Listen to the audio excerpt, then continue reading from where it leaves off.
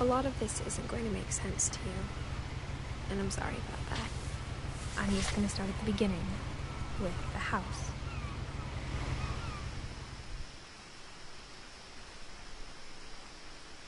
That is a weird-looking house. So I looked at the Wikipedia page. I didn't look at the plot, but I looked at the summary of like the gameplay, like what this game is about. And I heard that it's a very exploration-based game, or I read that it's a very exploration-based game. So we're gonna, explore around a bit. Whoa, what? Someone had put up a chain link fence, but it looked like I wasn't the first person to hop it. Wait, if that's on the other side, that means that we hopped it. Wait, what? My brother Milton disappeared when I was 4.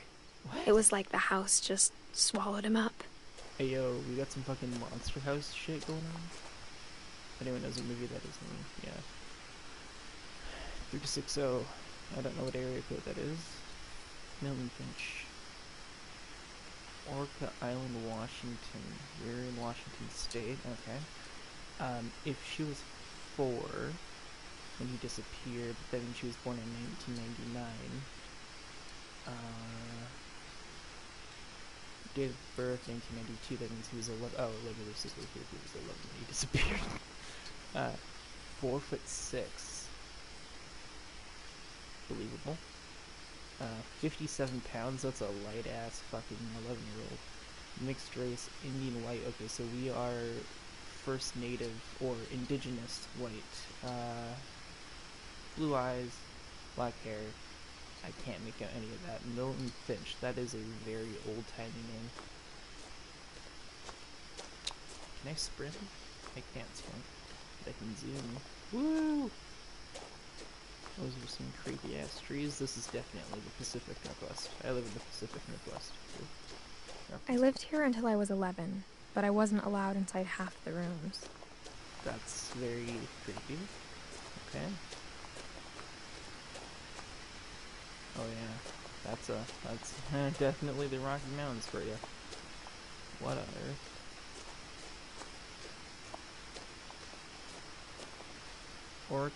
Orca's Island Gazette newspaper.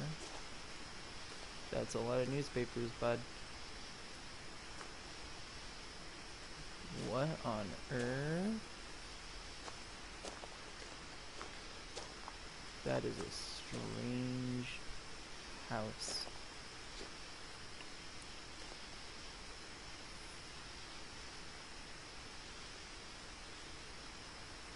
How do I... Okay, so R2 looks like the action button. Inside the mailbox were bills from 7 years ago, marked urgent. 7 years ago, marked open immediately. Urgent, open immediately.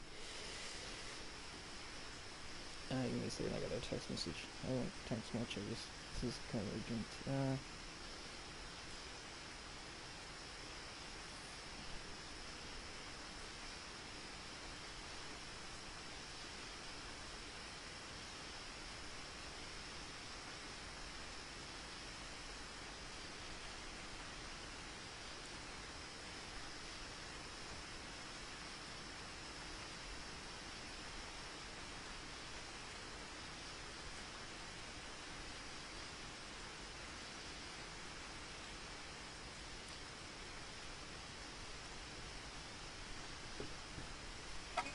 Can I pick him up? Nope. Appears not. We have a weird ass hand, and our hand just snapped back into our body. I hadn't been back since my brother Lewis's funeral.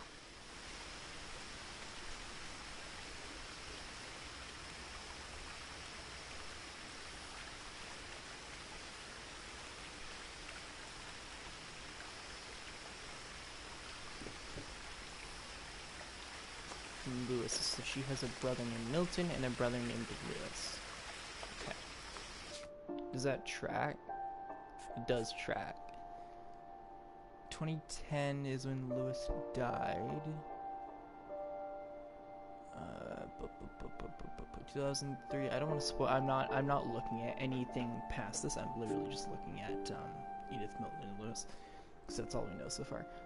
Edith 1999, Milton 1992, Lewis 1988. 4 years and then 7 years. That is a very interesting separation. If they're from the same parents, then that's what the span of 11 years worth of. That's interesting. Usually parents, typically what I find is parents like to have kids relatively close to each other. Oh, that's not creepy at all. That looks like a death sentence. No trespassing is property is protected by video surveillance. Trespassers will be prosecuted. Valid. You're putting up a signage, therefore you... In her will, my mother left me a key, but didn't tell me what it unlocked. Interesting. Maybe she thought I'd know. Or she thought that the mystery would be enough to bring me back. The Finches. Which way do I go? Down or do I go... Okay, let's look back a little bit. Assuming that this is on the same island, we want to... I can't tell if it's above ground or below ground, so... This path looks very... Like, this is coercing you this way because this is, very established, but this looks non-established. So let's go this way.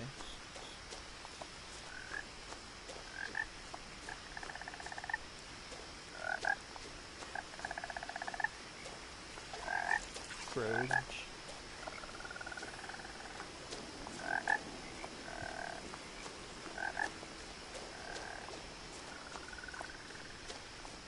As I said, this game is very exploration based, so I want to just check out literally everything. Yeah. Nice water. What on earth? Who dumped missing posters into the water? Looks like someone chucked them from up there. Or from this side. So someone clearly has a vendetta or an issue with the idea of missing. Prediction? Maybe it's Milton himself? This path is continuing this way.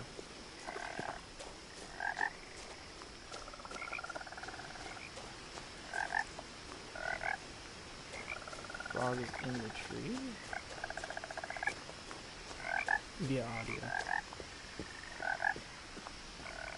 Branch is broken. Does this matter? Why am I over-exploring? I don't need to The do truth that. is, even after I inherited the house, I never thought I'd come back to it. But now I had questions about my family that only the house Perhaps knew I the shouldn't answers have. to. Okay, so dialogue prompt based on miniguns. Let's go up really quickly.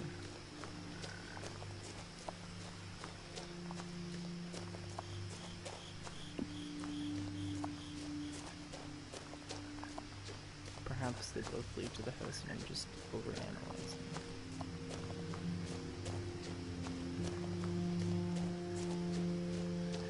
No one had driven this way in a long time, but I saw a few hoof prints.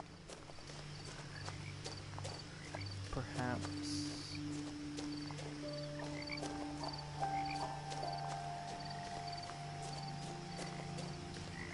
What in the fuck are you? That's a deer. Or a moose. Dang, I couldn't tell. Didn't get close enough to tell if it was gonna be a deer or a moose. Mooses are bigger. Deers are relatively smaller. I'm pretty sure that was a deer. Mooses are bigger than that. And thicker.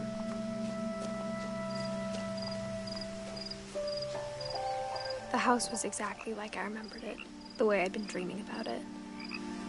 Bro, why are you dreaming about a fucking house, bro? Also, truck. Standard Washington license plate.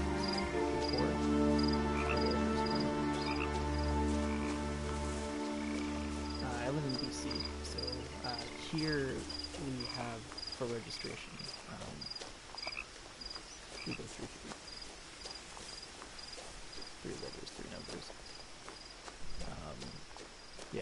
there's 3 numbers for The woods cars. around the house have always been uncomfortably silent. I just got a As if trophy they're for about to railroads. say something, but never do. Yeah, that's what I'm getting the feeling. I don't want to get copyright strike, I'll stop singing that. It's a song called On and On by Peary and Tommy, which unfortunately broke up.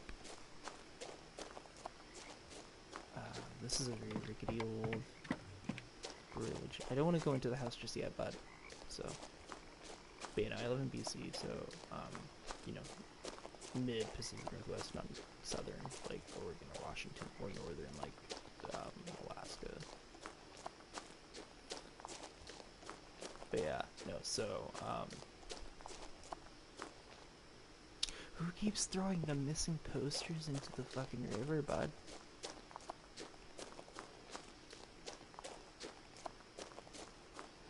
This is so sketch.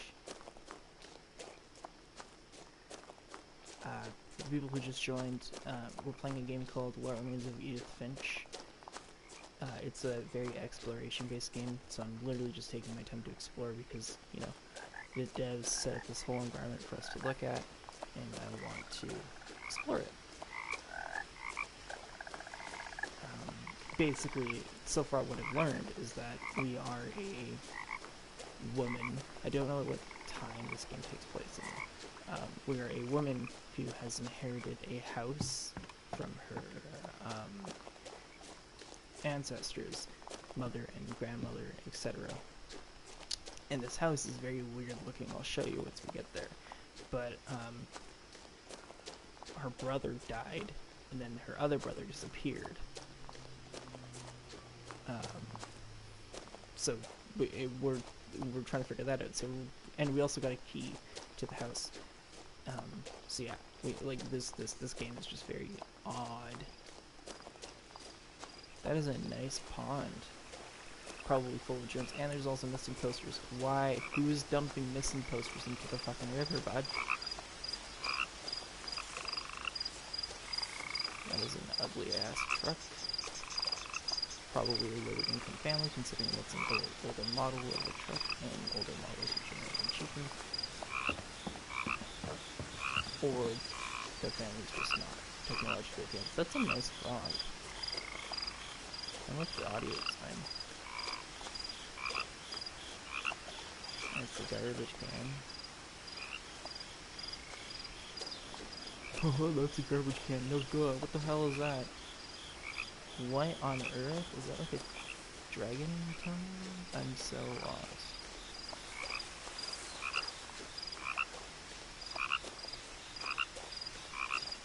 That is so beautiful. I'll get to the house in a sec. I just want to pull it around. Okay, this is the house. Very odd. It looks like someone took parts of different houses and stacked them on top of each other.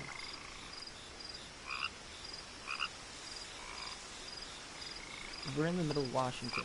It's the Pacific Northwest. So, for reference, Orcas Island is, you know, northwestern, Washington. In northwestern Washington, there's a place called Puget Sound. As a child, the house made me uncomfortable in a way I couldn't put into words. It's making me uncomfortable. What the hell are you talking about? Making you uncomfortable? It's making me uncomfortable.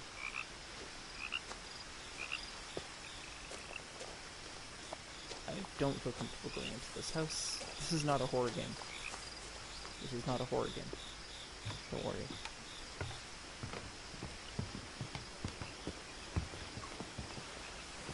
It's like they all left in like a hurry. Why is there shit strewn about? Now, as a 17-year-old, I knew exactly what those words were. I was afraid of the house. Yes. Okay. For reference again, I'm not looking at anything below Milton, Lewis, and Edith. Anything below that, Don, Gus, Gregory, I'm not looking at any of those things. I don't know who the hell Sanjay is. I don't know any of these names. But You know what? I'll look at it. Just looking at the dates. Odin at the very bottom. Odin, 1880, 1937. Okay, so that's probably a really great old ancestor. Ingenborg. These are very Sam, Walter, Calvin. These are very English names. Eddie, Sven. Sven is Sven, Odin, and Ingenborg. Those are like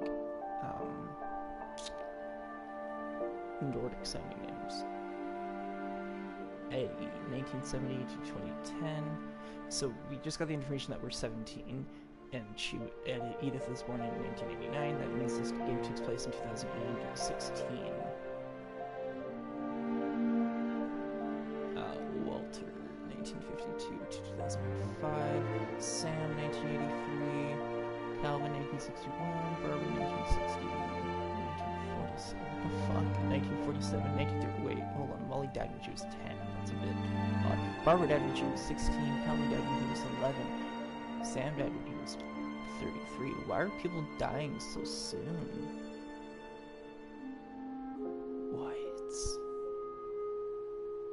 What's going on here? 57 on Odin. Eddie lived a long ass time. Kay, Gregory died when he was 1. Ouch. Gus died when he was 13. Why are people dying? Dawn, 1968, 2016. Okay, that's fine. That's what, 42 makes 2010 plus 4 or 6. 48. That's young. Milton is 11 when he died. Lewis was 22 when he died. Right? Yeah, 22. 22. So given these, Edith is very lucky to be alive.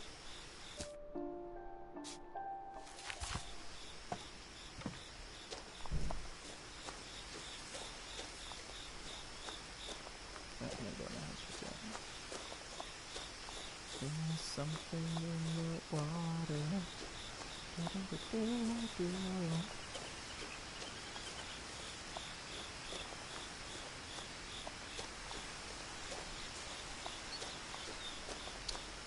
Big night is my new cruise. Okay, I'll stop. I don't need copyrights for that.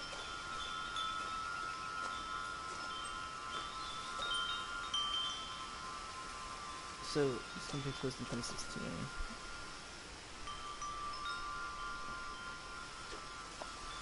These are very modern-esque. I literally have both of these.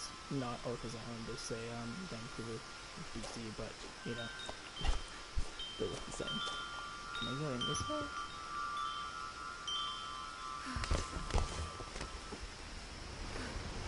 Crawling through the doggy door used to be a lot easier when I was 11.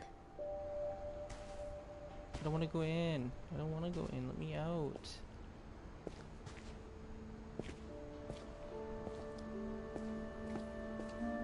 I'm not ready to go in yet. I haven't explored everything. Okay, so this is clearly car. Old car. Old bike. Yeah, that's an old, kind of older design. These look like relatively modern.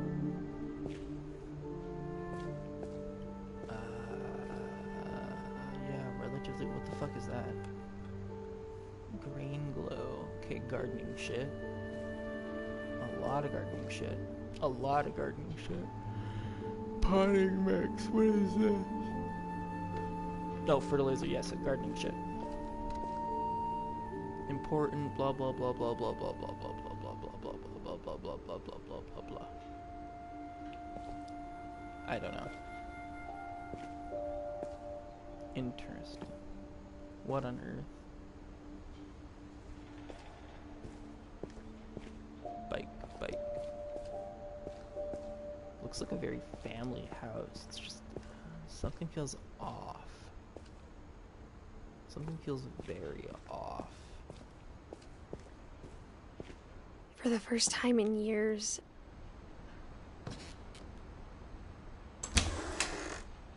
I felt like I was home. Oh, I don't like this. This is very unsettling. books on. Walk-in tempura. These are cooking books. Tales of Taste and Tummies. Tilting my head sideways. Fanny Farmer Junior Cookbook. Interesting. That's a nice plate. Little bird sitting in a branch. Okay, let's look around. But instead of a family, there were just memories of one. Okay. Edith, Eddie, okay. Don Lewis. Edith, Eddie, Don Lewis. Edith, Eddie, Don Lewis. Okay, so Don appears to be old as hell. Edith is...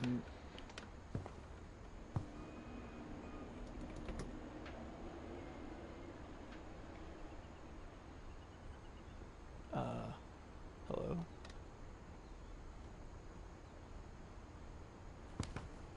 Eddie Lewis. Eddie is a female? Eddie and who? Dawn. Dawn was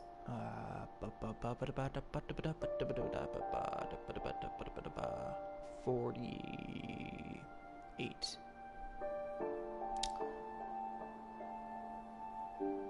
She looks very old for a 48-year-old. This does not look like a 48-year-old. However, this does look like a mixed race family. She looks white. Like white. But I look mixed. Like mixed. Like native white mixed. But she looks white. Perhaps it's my... Yeah, because look, Sanjay. Gus, Gregory, Dawn, Sanjay, and then as soon as you hit Sanjay, you get these very weird, almost indigenous populations tend to have more older white-sounding names, from what I've observed, and so Milton, Edith, and Lewis make sense in this context.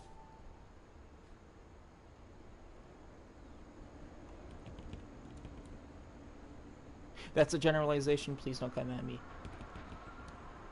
I know that's not true for everyone. There are definitely more modern sounding First Native names, or white names that First Natives use, and even then, the fact that they use white names is kind of it is problematic. It shows that there's a bigger issue in terms of, you know, colonialism and imperialism and etc. I'm just saying that in general, I've noticed that there are more, you know, dated like mid 1900s, like 1950s and stuff. Like it's more, they're older. I found this is a cookbook for apple pie. Like how after Lewis started working at the cannery, we all got sick of eating salmon, except our cat, Molly. Wait, Molly's a cat? Oh, she's not on here. Wait, I thought I saw Molly. There is a Molly. Look. Bottom left. Molly. What on earth is this? I've never seen this in my life. What the fuck is making all that fucking noise? Or only one restaurant would deliver to our house, so we had Chinese a lot. Understandable.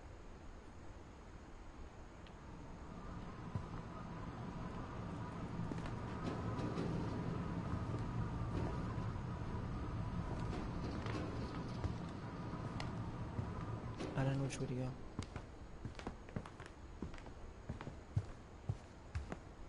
The table was still a wreck from the night we left. Why did you leave? It was like a bomb had gone off, killing everyone but sparing the furniture. Wine, bowls, Chinese, lantern.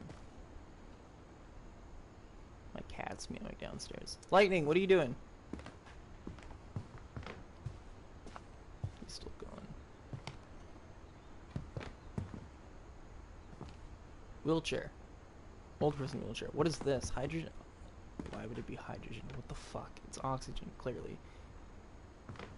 Well, not pure oxygen. That's not what... I mean, you can't breathe. My mom was the only one of us who could imagine Great-Grandma Edie living in a nursing home. Edie, not Eddie, my bad.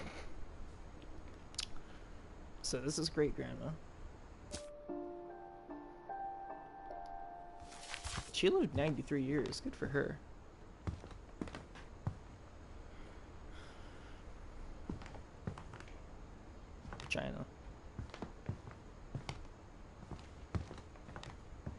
That's actually really good for her. I'm proud of that woman, even though she's not a real person. Good for her for living for 93 years. Nothing in the house looked abnormal. There was just too much of it. Yeah, these like a people smile are with too many clearly teeth. Hoarders. These people are clearly hoarders. So many books, bud. What are you? Gravity's a rainbow. Seeing critically. The king in yellow. Look at outside. That's a nice view. I like that. It's windy though. I mean, it's always windy. Even the fireplace had a story. Edie told me the bricks came from the original house. Wait. After it sank. What? Sank? TV. Boxes are removed. Was this intentional? Dawn Finch living room. They moved.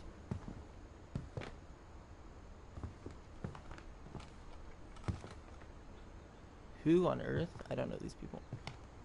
That's not creepy at all.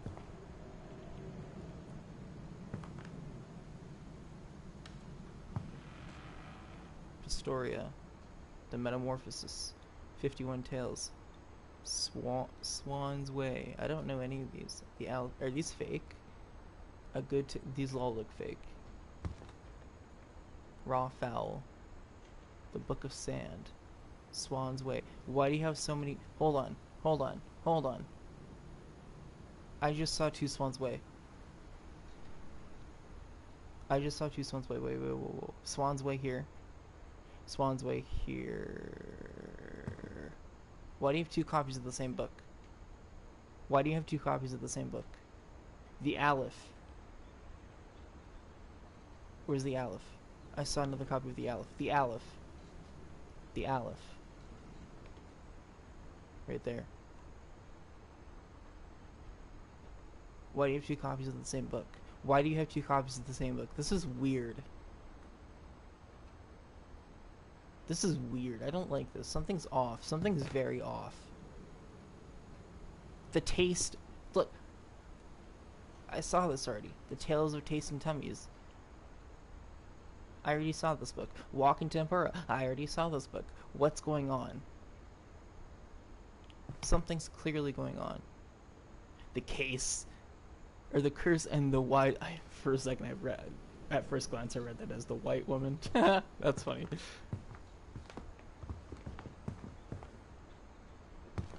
Wait, what? Labyrinths. The Aleph! Why do you have 3... Swan's Way! Why do you have 3 copies of the same book? The Aleph. 4 copies. This is so weird! Why do you have so many copies of the same book? You don't need that many Okay, so these people are clearly... These people are eccentric. Very eccentric.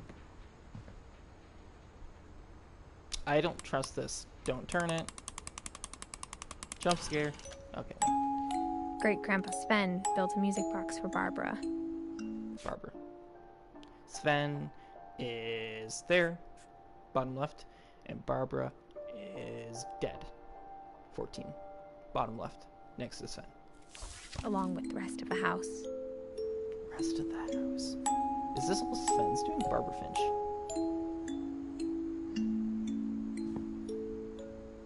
This is so weird. I don't trust this house, but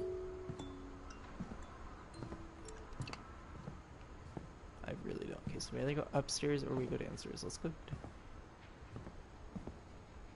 This is locked. A lot of things got left behind in the whirlwind of that last night.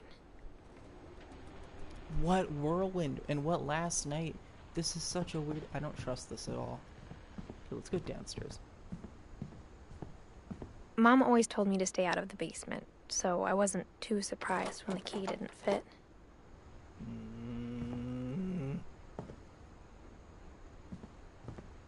Smash it. Fucking smash it, bro.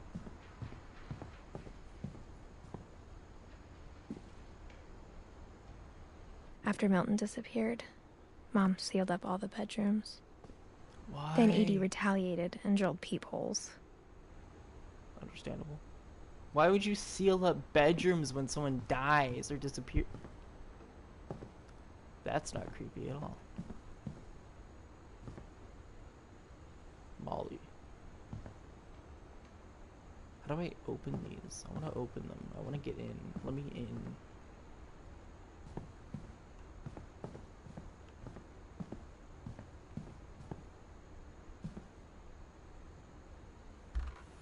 I don't trust this. Molly always seemed like a girl I could imagine being friends with, if she hadn't died in 1947.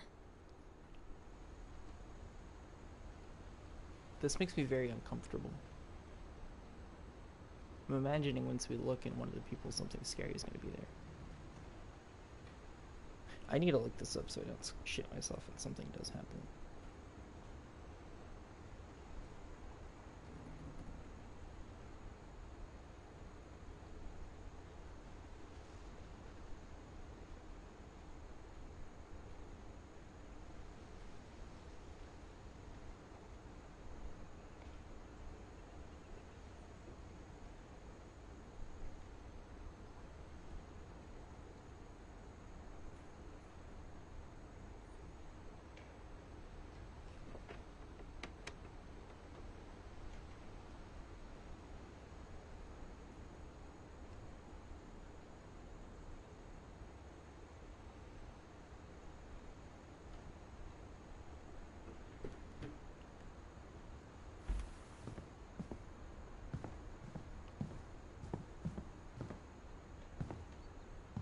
I spent a lot of time playing in Great Uncle Walter's room.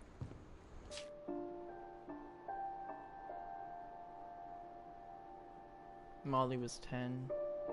Walter.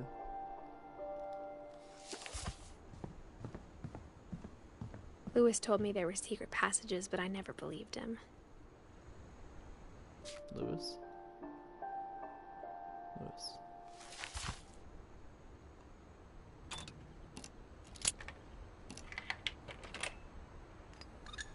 Turns out, my mom was really good at keeping secrets. Now it was time to find out what my mom had been afraid of.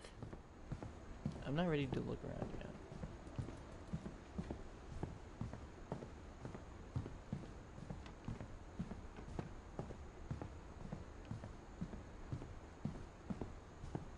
Whenever people ask me about my family, the first thing they always want to know about is Barbara.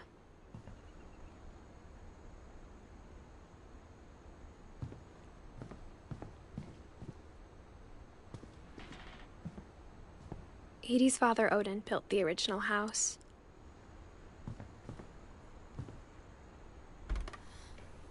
Barbara was a child star for 2 years, until America grew out of it. Understandable.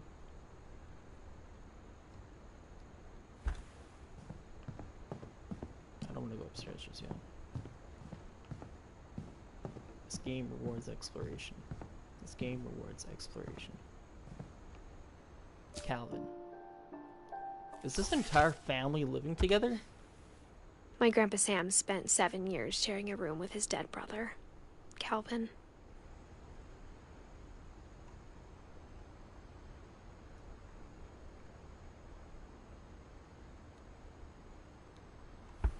Fucking hoarders, bro. Greg. As a kid, I just assumed every house had peepholes and sealed rooms you weren't allowed inside of. No. This family is clearly sus as fuck.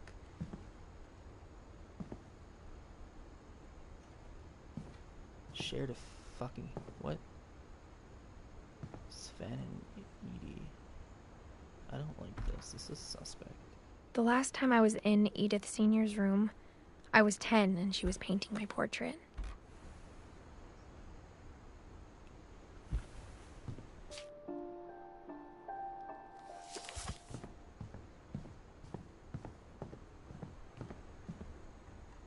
This is all very suspect. Do I want to go into the hidden things, or do I want to go in upstairs? Well, upstairs clear. I'm clearly drawn in this direction.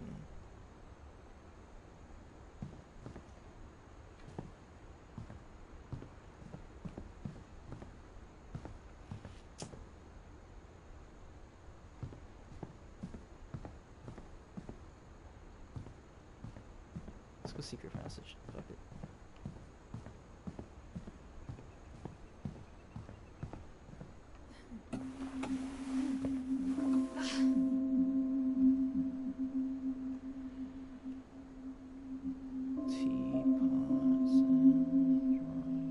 From the paintings on the wall, it was clear my brother Milton had been here before me. Milton, dead kid. Reading this, maybe it sounds like I had a plan. Reading what? Oh. But I had no idea what was behind that door.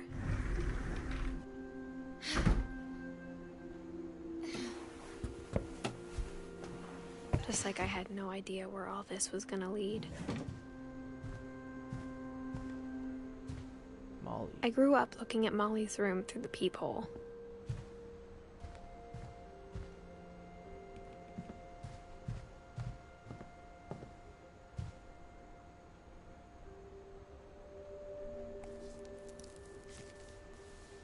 Dis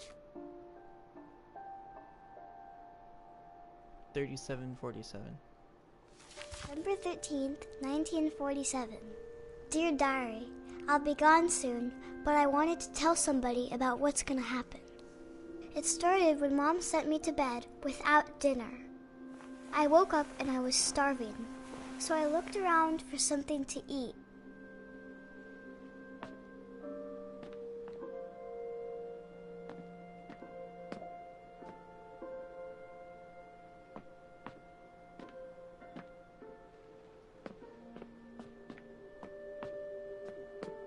We're Molly right now.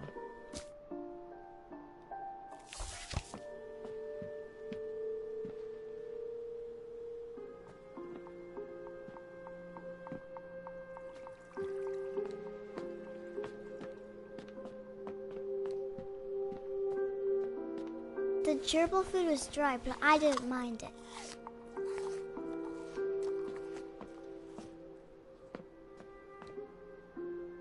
My Halloween candy was all gone. Fuck. That sucks, bro. Can I open this door? Door's locked.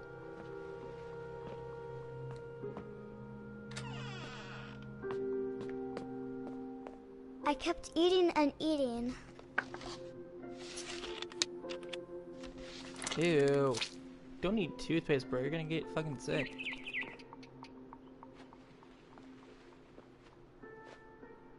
I ate a lot of things that night. Don't eat that. You're gonna die too, bro. What, are you gonna eat your own shit next?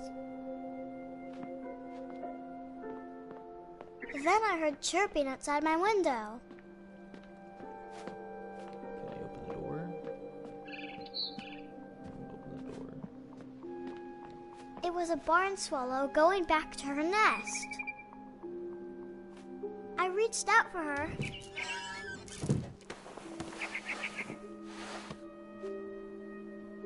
And suddenly, I was a cat. Sus. Hey yo, what the fuck? What on earth?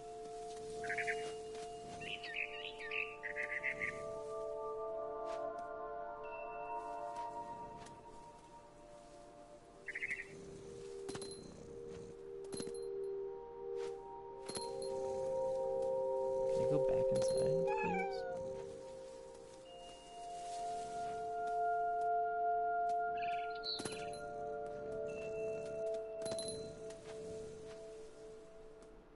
I don't like this. Well, I mean, of course I like it. I'm a cat, but I tried to be quiet, but the bird was really scared. I don't know how to make that, bro.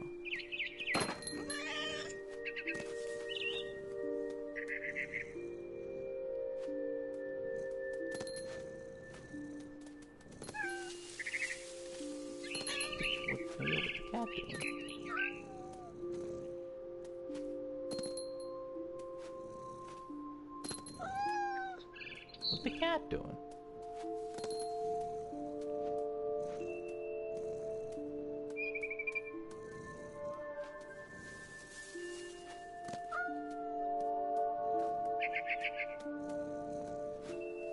Mom and Dad didn't even look at me.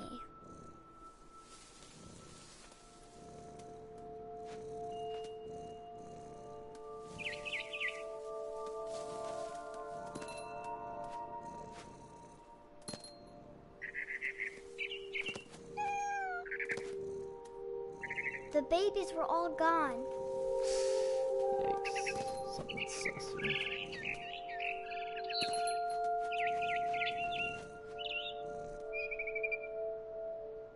Something is highly suspect here.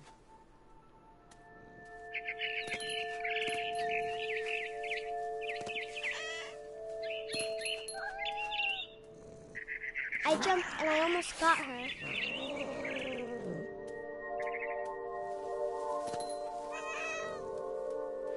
Okay, so this game just shifted completely.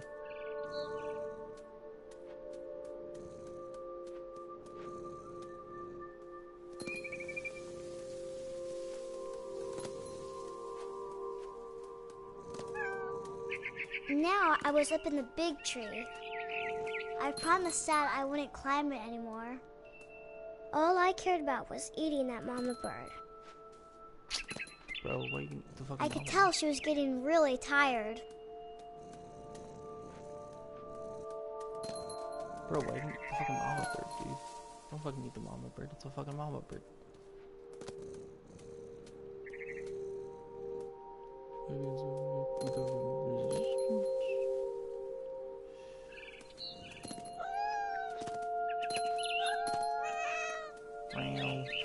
I gobbled her up.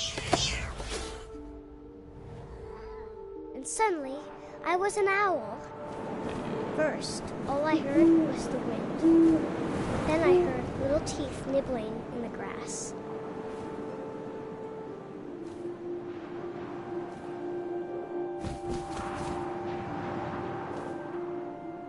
Little teeth nibbling. Rabbits.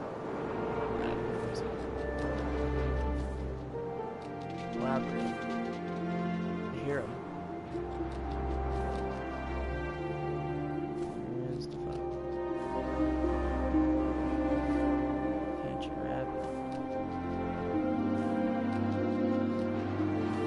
Where's the rabbit?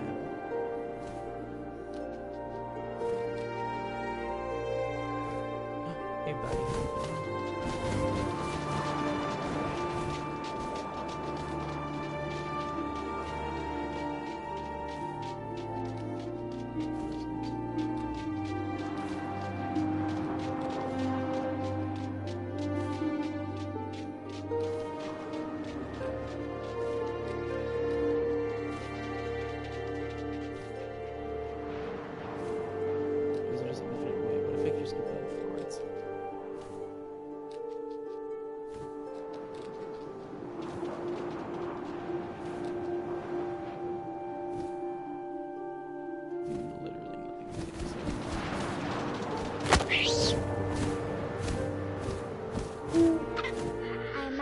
His face looking up and seeing mine through my talons. I swallowed him up, and I didn't chew one bit. Then I flew off to find something bigger. Sus. This is an interesting game.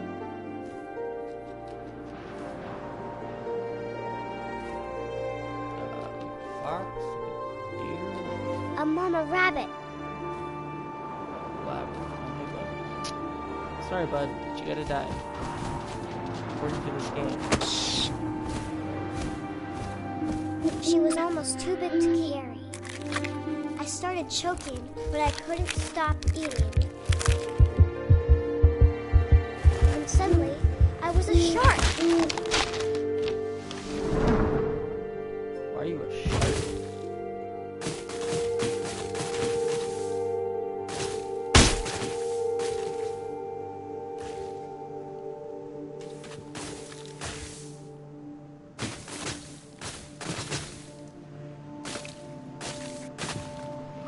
I rolled off a cliff and into the ocean.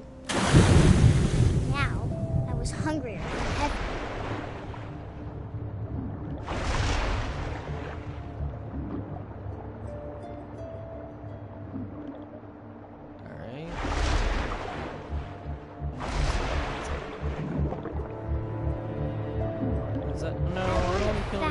juicy seals.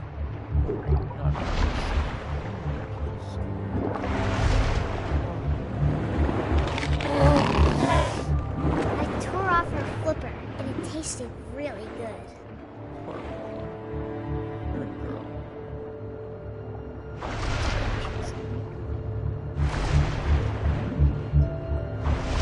Grabbed on tight. When I was so hungry, I jumped out of the water. When I opened my eyes, everything had changed.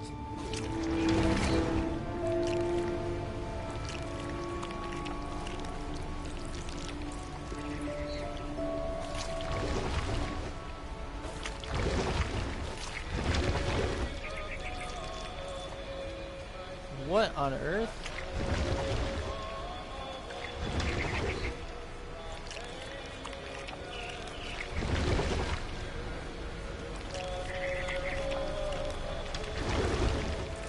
Now I was a monster, and I smelled people everywhere. I'm back for a second.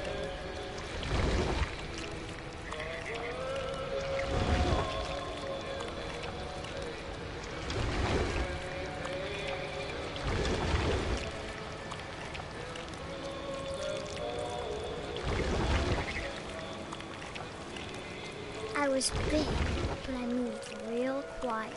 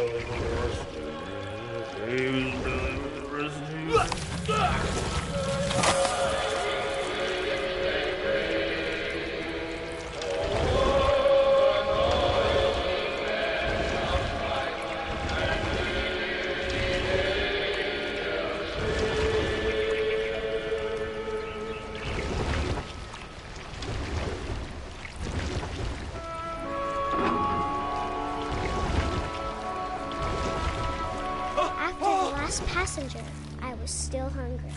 And to cross the water, I smelled something new. Something I had to have, so I swam towards it.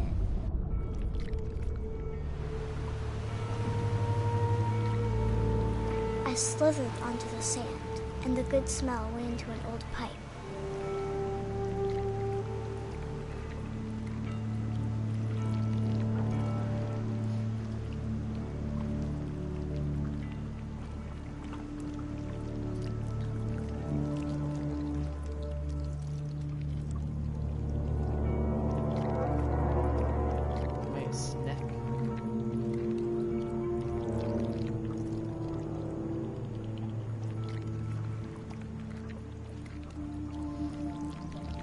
I got closer and closer.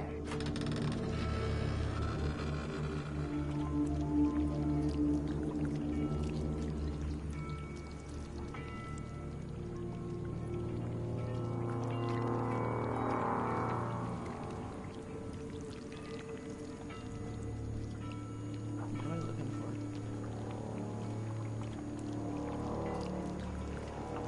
for? All of my stomach started growling. And suddenly, I was me again. I held my breath for a long time, but I couldn't hear anything. I think it's waiting for me to fall asleep.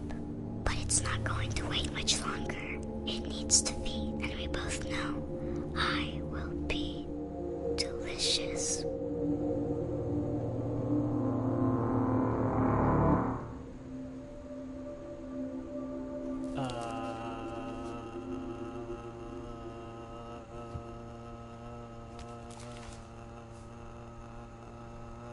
I'm not sure if I believed all of that, but I'm sure Edie would have. What? What? What? What the fuck is going on? What?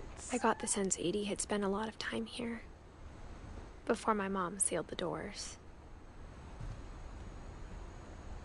I'm so confused.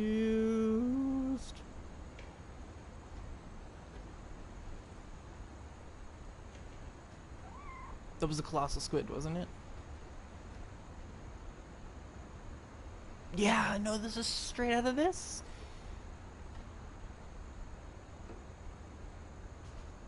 Active imagination looking ass motherfucker.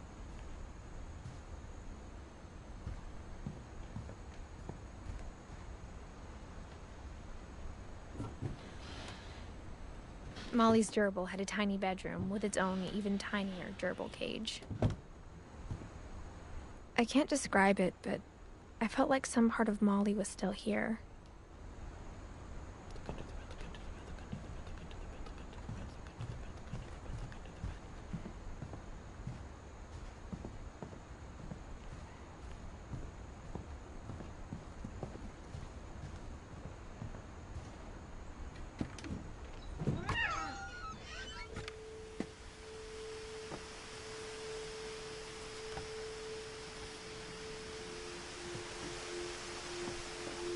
This will be obvious later, but my mom never told me any of these stories. Edie would have, but Mom didn't like bringing up the Yeah, one past. sec. Though, when we adopted a stray kitten, she was the one who named it Molly.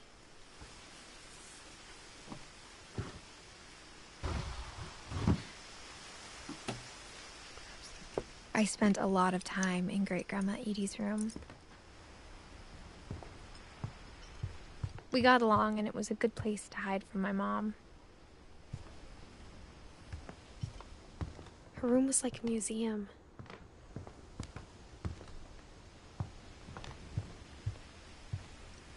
One sec, guys.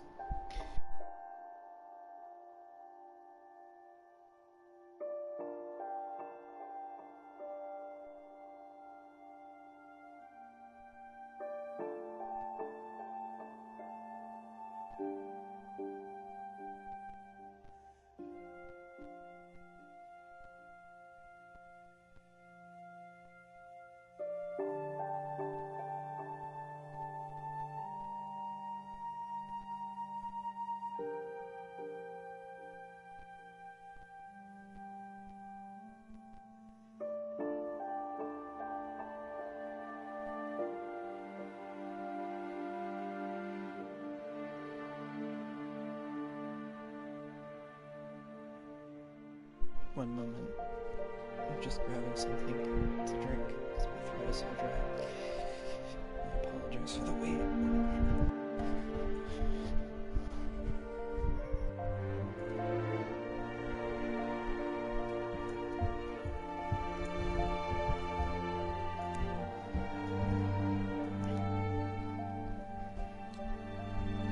Thanks, Mom.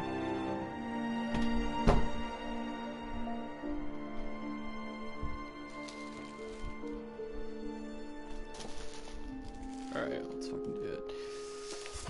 Edie gave a big interview about a mole man living under the Finch house.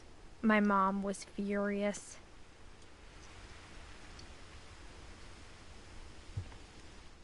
I hadn't thought of myself as Edith Jr. for a long, long time.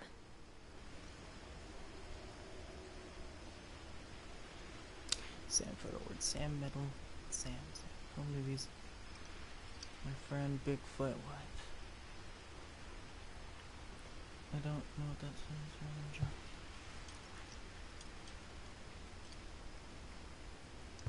Weird. Shrine sky. What? What on earth, buddy? Louis died a week before we left, but Edie had already started to memorialize him.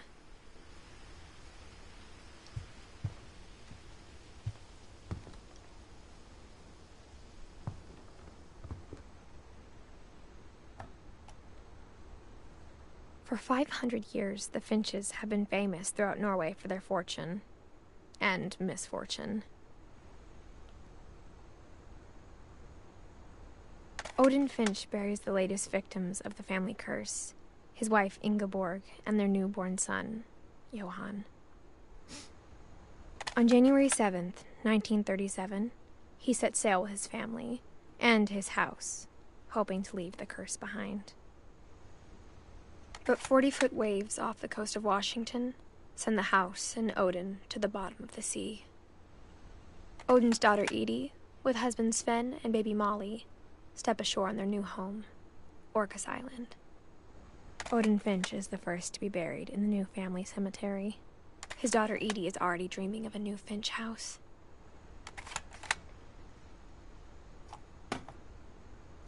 Weird. Whatever's wrong with this family, it goes back a long ways.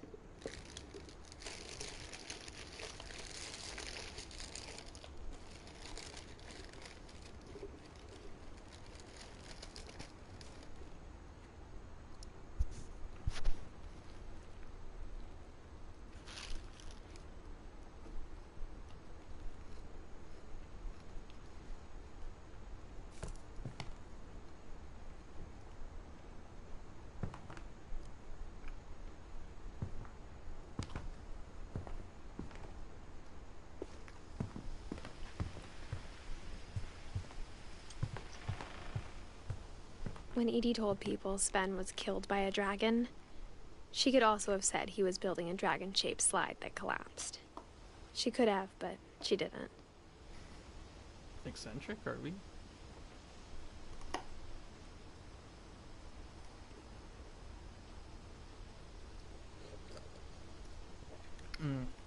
That's some nice Timmies.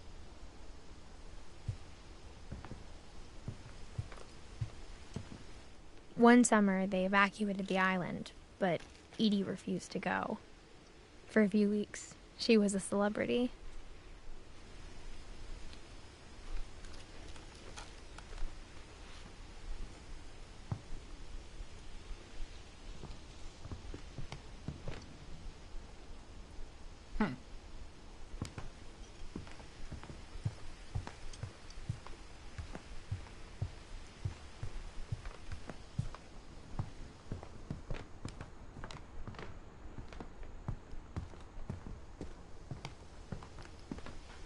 Wait. Burp.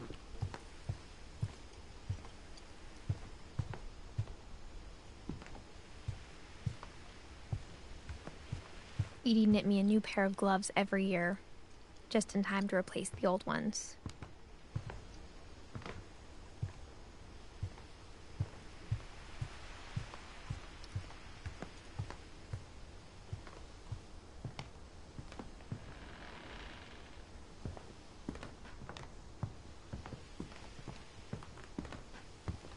Norwegians be like. I'm just kidding, I love you. Even in her Norwegians. 90s. Sometimes Edie seemed a lot younger than my mother. Yeah, her mom looks fucking old, dude.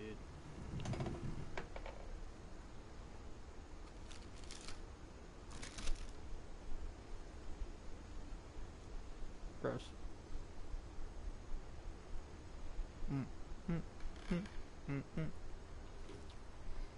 Dirty hands. Time to wipe them down.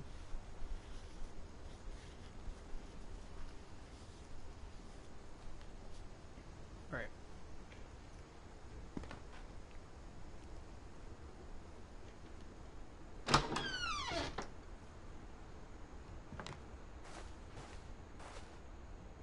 The fuck?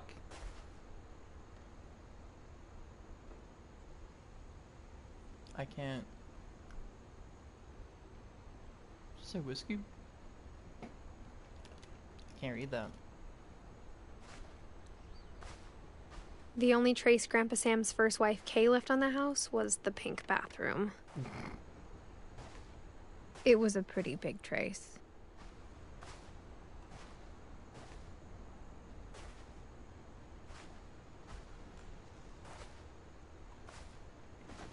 Key time.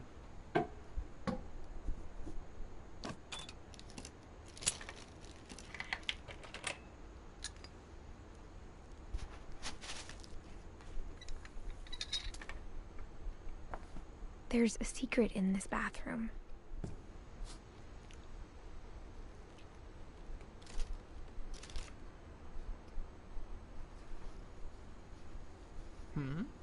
It's in the last place you would look. It isn't in the cupboard. It's hidden in this book.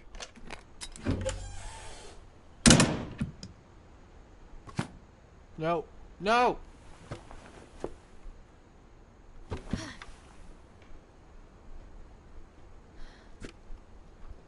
I'm not ready yet.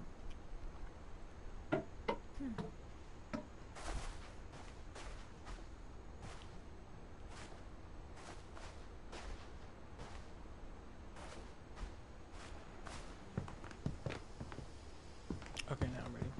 Just wanted to triple check that I did everything.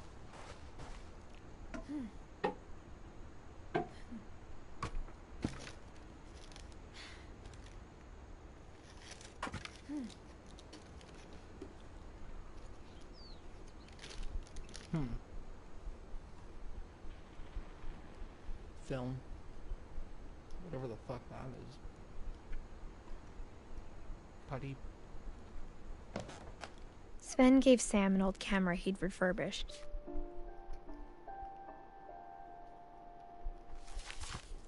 He never put it down. Sam.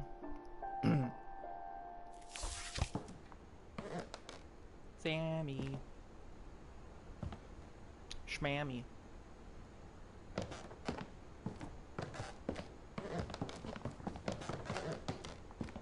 Mitten.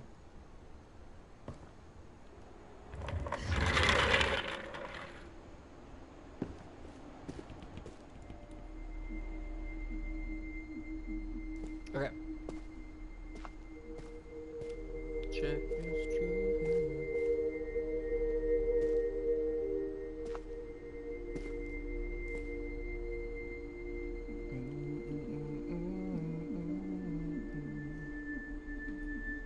Run, baby, run.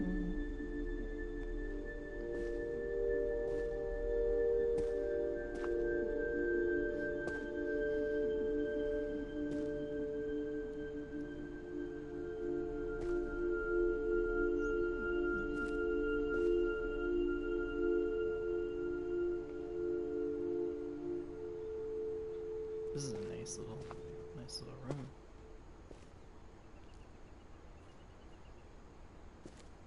How do I get to there? I want to get there, but I can't, I don't think.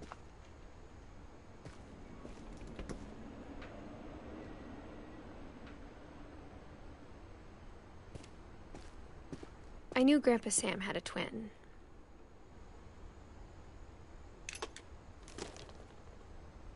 And that he never talked about him.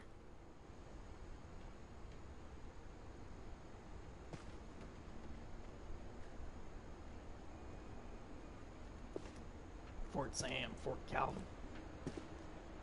Pew pew, bitch.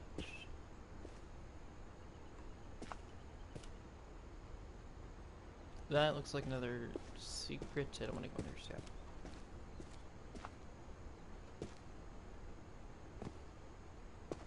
I guess my grandpa didn't like history any more than my mom did. Valid. You know, history's not for everyone.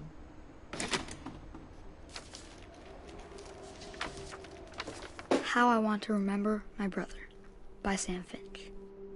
The thing I remember is that when he made up his mind, that was it.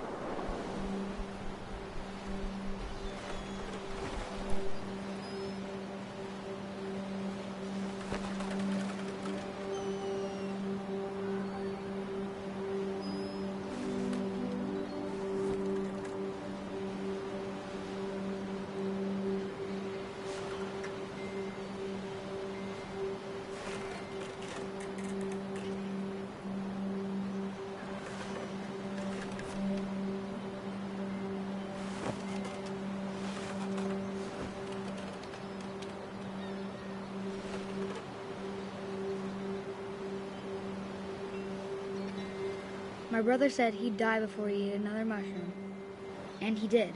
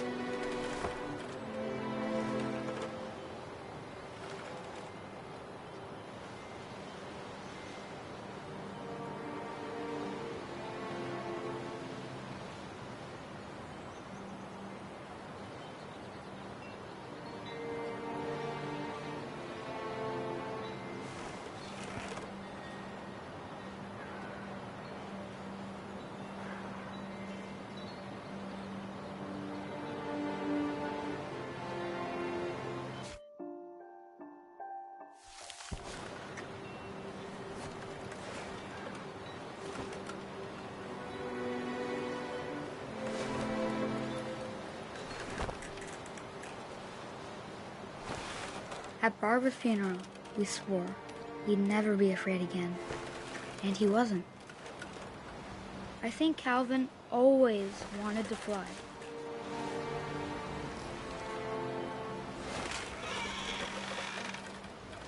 Sam! Calvin! Dinner's ready! Coming! But that day, he finally made up his mind to do it. I told him going around was impossible. Maybe if I hadn't said that. Calvin! I'm not gonna tell you again! Maybe if the wind hadn't picked up. Then maybe he'd still be here. But I doubt it. I think he'd already made up his mind. That's what I want to remember about my brother.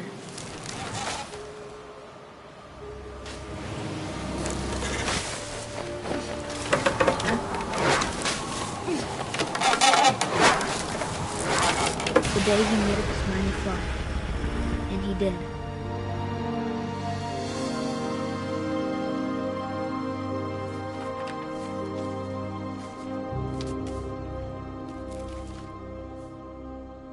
Calvin's story felt strangely familiar. When I was younger, I remember trying to do the exact same thing.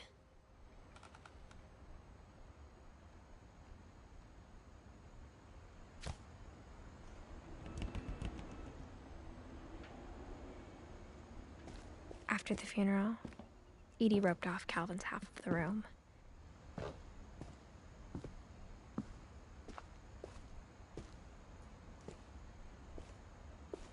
Mom said Grandpa Sam enlisted at 18 and never set foot in the room again.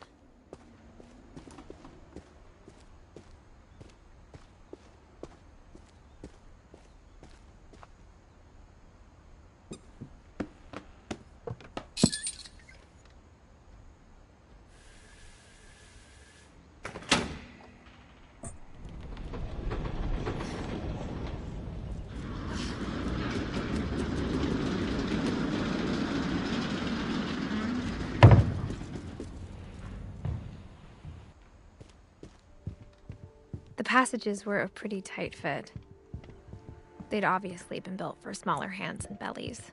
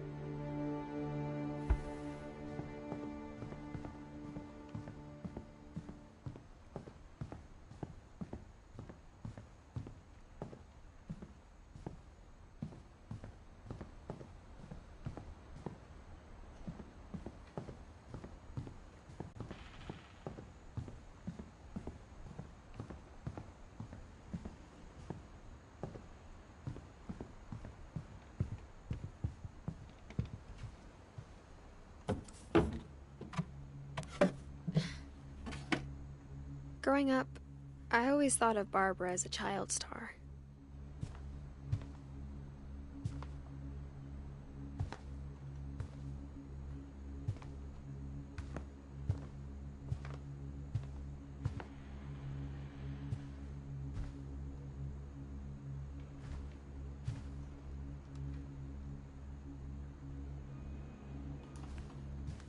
I never thought about how hard it must have been for her afterwards.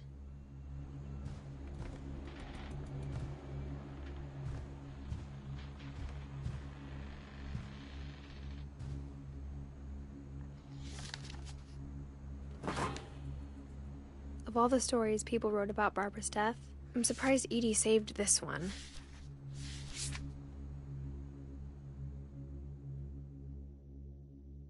Old Jack here with another ghastly tale inspired by America's most unfortunate family. I'm calling it The Surprise Ending of Barbara Finch. As a child star, Barbara was famous for her scream. Now at 16, she was all washed up. A has-been.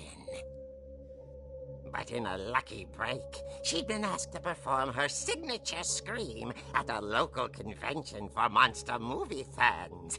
It was just the boost her career needed. Unfortunately, her scream hadn't aged well. Getting better. I think you just need the right motivation. Her biggest fan and current boyfriend, Rick, was about to demonstrate when... Now that was a great scream. It was Barbara's father, Sven. He'd slipped into a table saw and had to be rushed to the emergency room. So Barbara got stuck babysitting her youngest brother, Walter. Her convention comeback was cancelled.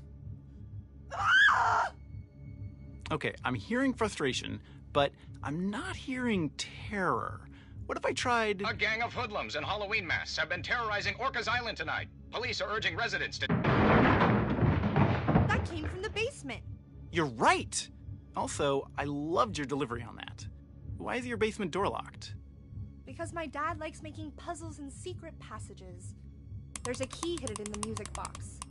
The secret is to keep winding and winding until finally the key pops out. Thanks, babe. I'll be back in a sec. 20 minutes later, Rick hadn't returned. So Barbara went to look for him, right on cue. She reached for the music box.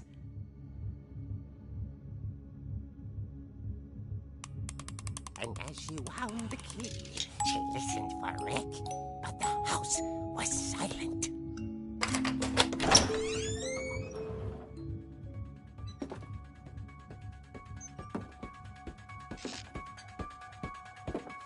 She found Rick's crutch and imagined the worst.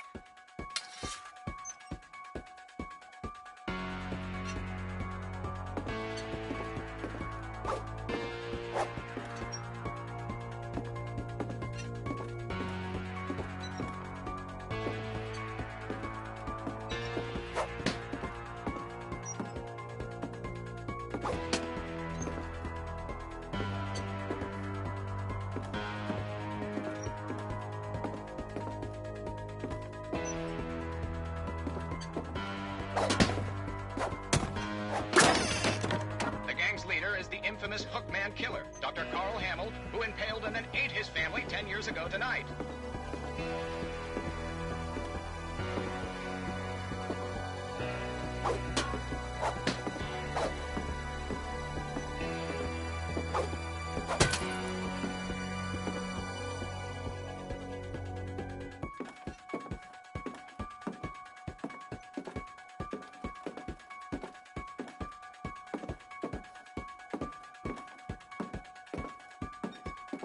Both lids rattled and grew still.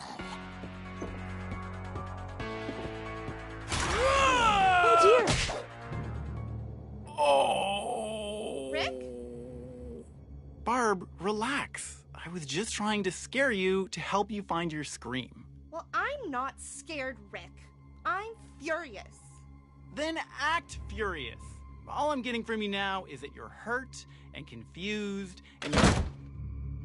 She threw him out, but she kept a little something to remember him by. Barb, have you seen my other crutch?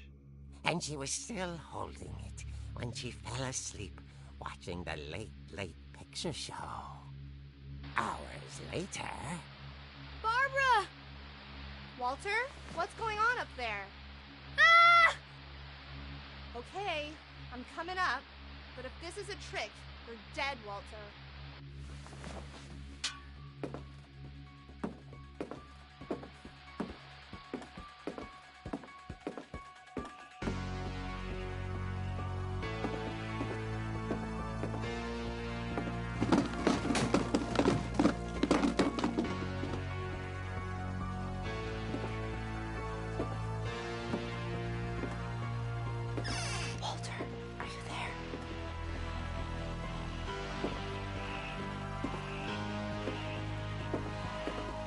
Walter had vanished, but his bedside radio was still on. Orcas Island police describe the man as 6 feet tall, with a steel hook for a hand. Residents are urged to lock all doors and windows and notify the police of any suspicious activity. Barbara turned, saw the hook man, and was speechless. He was quite smashing. And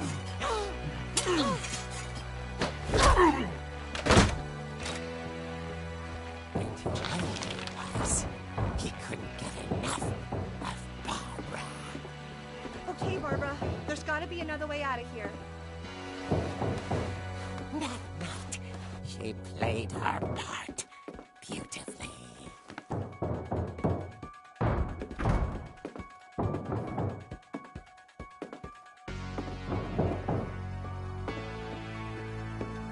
She thought about abandoning Walter, but just couldn't do it. Molly's door hadn't been opened in years. The hinges groaned.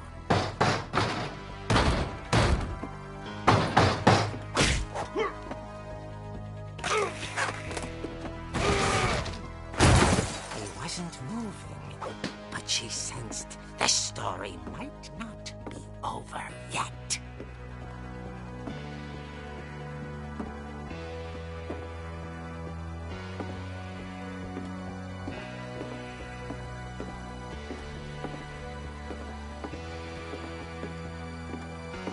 The hookman had vanished. She listened for his breathing, but all she heard was...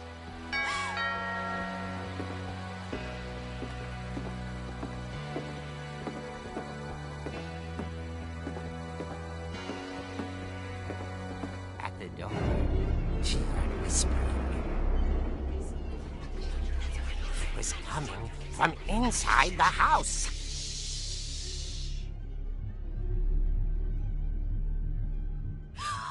Oh dear.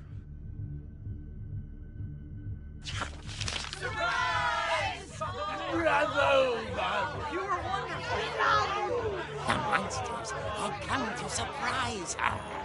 For Barbara, it was a dream come true. Then she saw what kind of monsters they were, and she realized what was about to happen. She was going to be famous. And with her final breath, Barbara Finch gave the performance of her life.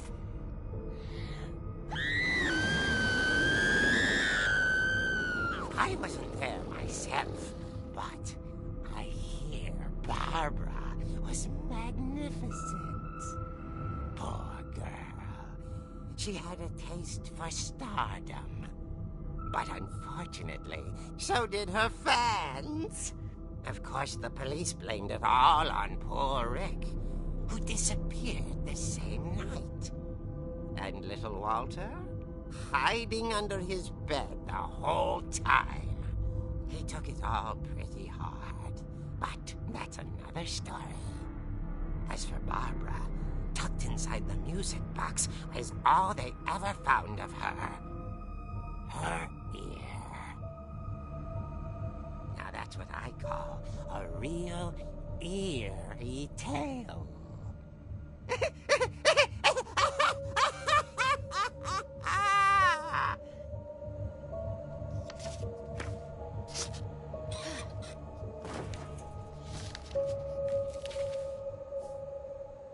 Edie told me all Barbara wanted was to be remembered, as absurd as that comic was. Maybe what Edie saw was a happy ending.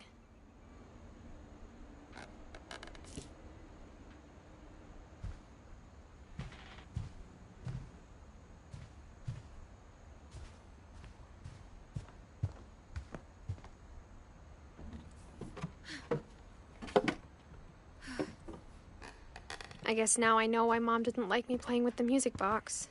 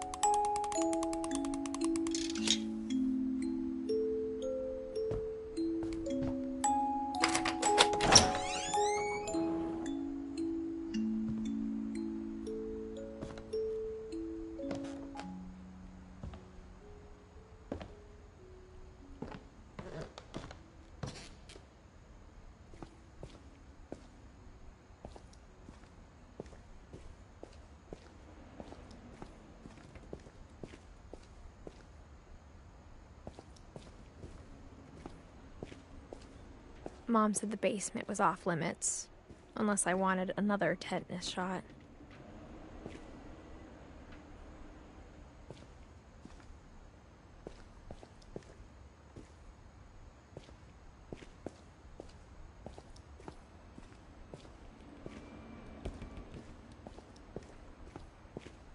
I saw Edie sneak down to the basement once, carrying packages. I thought maybe she was hiding presents.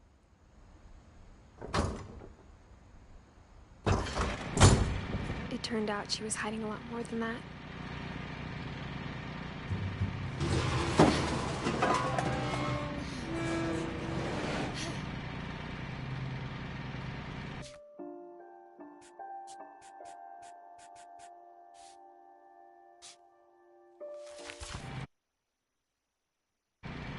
I remember asking Mom once about where Walter had gone.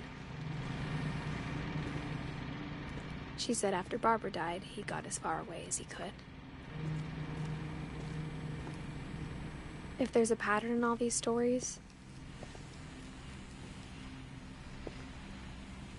I think it's that none of us has gotten very far.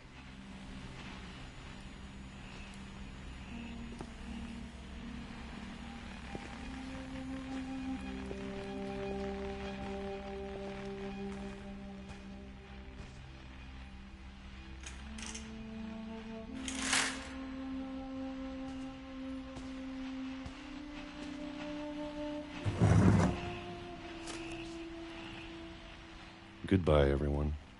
I can't believe I've been down here for 30 years.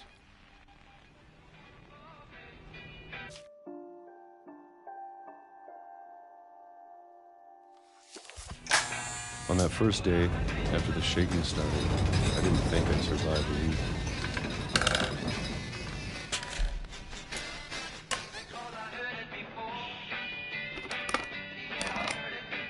But after a few days, I settled into a routine.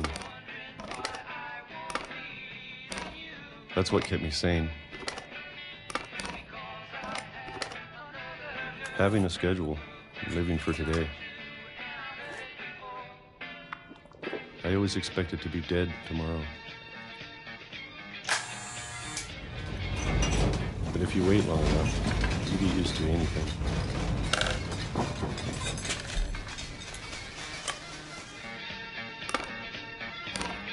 Even a monster on the other side of the door starts to feel normal. Almost friendly.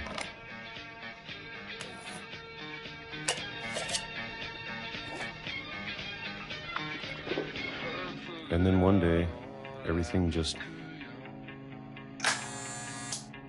stopped. Whatever that thing was, it was gone. Maybe it got tired of waiting. Or maybe I just got tired of being afraid.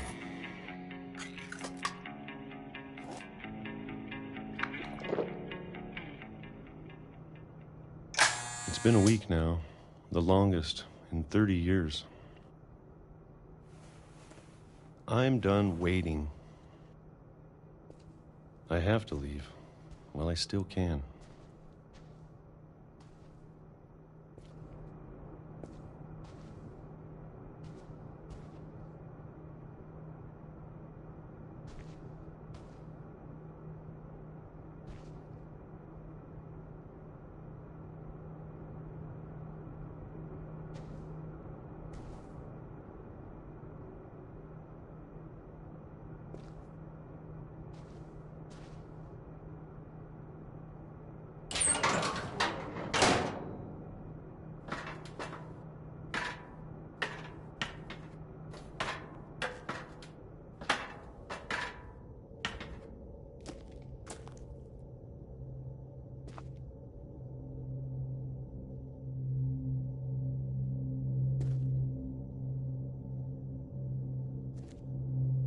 I know it's out there, somewhere.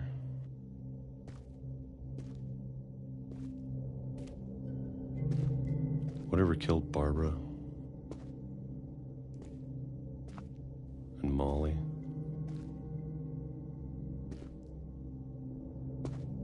and Calvin.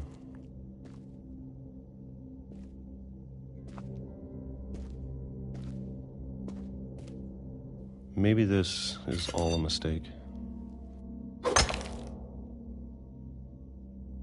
But I need to stop living the same day, even if it kills me.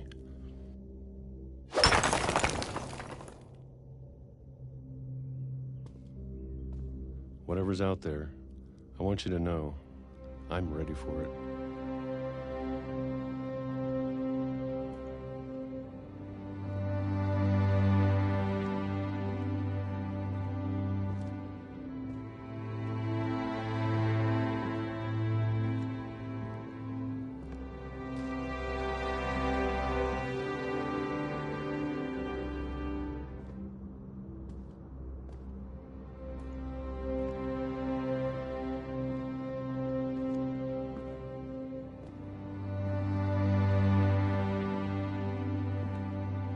I'm going to appreciate all of it, especially the food. I don't mind if I only have a year left, or a month, or a single week. I'd be happy with one new day. I can already imagine the sun on my face.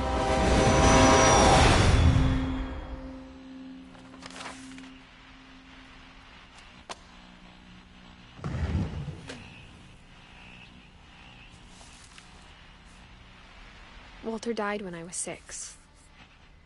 I can't believe my mom never told me he was down here.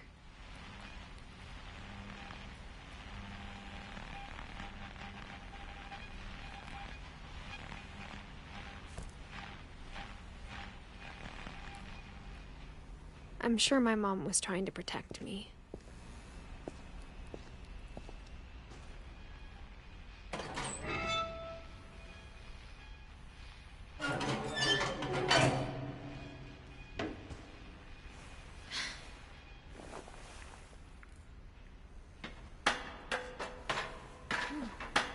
Maybe she was afraid I'd end up like Walter.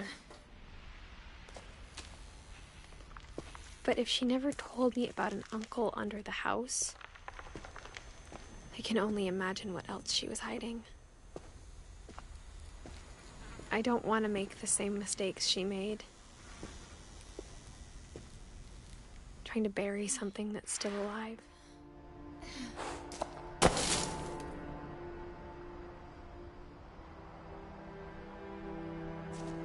Now that there's only one of us left, or maybe 2,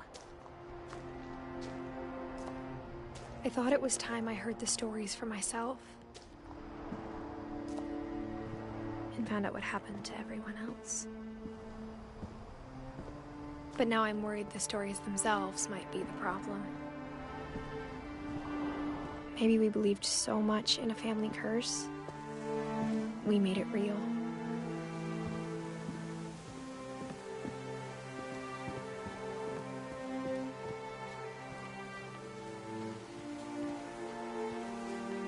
I don't know if I should even be writing this.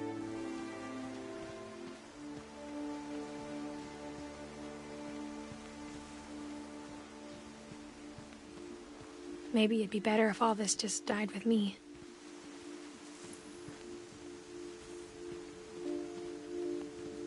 But I thought you should know about your family.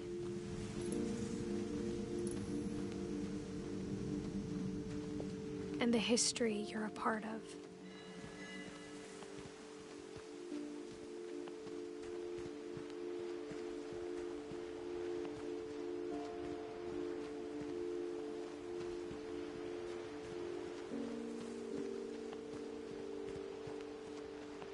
Though to be honest, I feel as lost as you probably do right now. I think the people in these stories believed them, for what that's worth.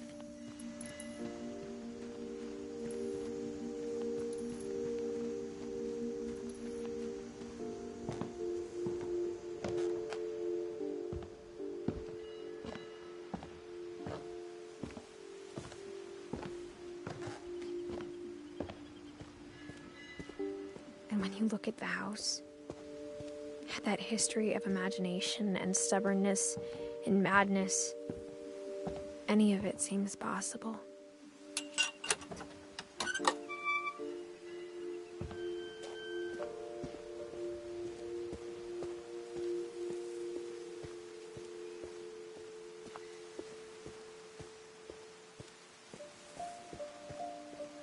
I think we've been surrounded by death for so long, we've just gotten used to it.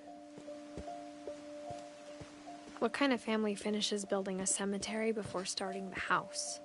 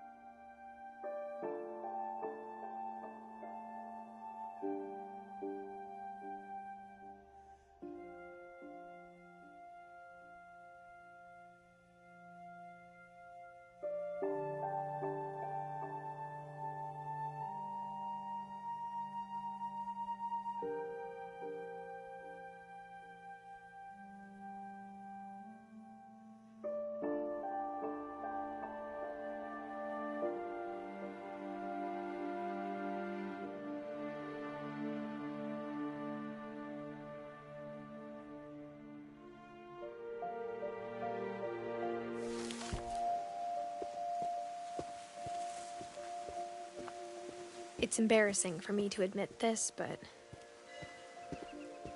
the pet cemetery made me more uncomfortable than the human one.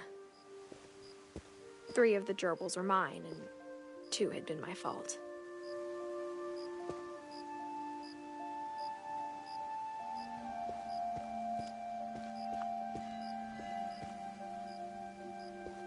Sven built the house, but it was Edie who designed the cemetery.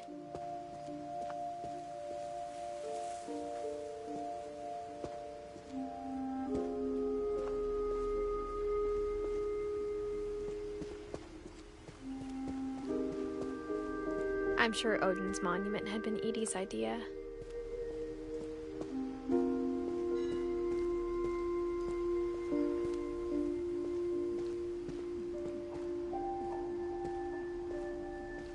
My mom was always trying to move on, but for Edie, the past never went away.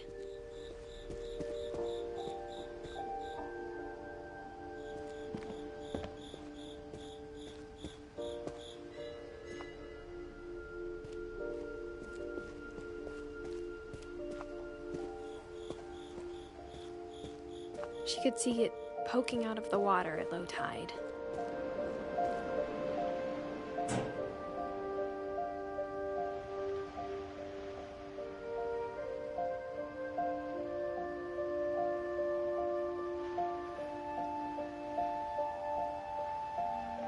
Edie said she dreamed about the old house every night.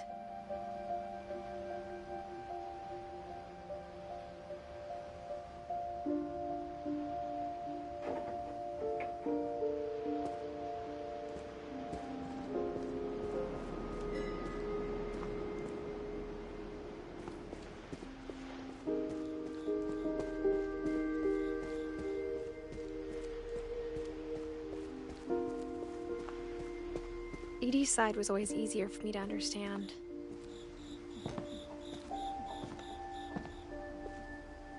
But the older I get, the more I can see where my mom was coming from. Her dad had been pretty strict, but it wasn't enough to save her brothers. She was just trying to do better.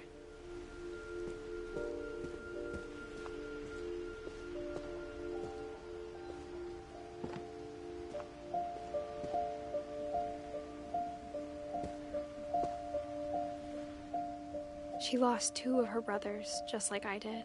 I get why she tried so hard to protect us.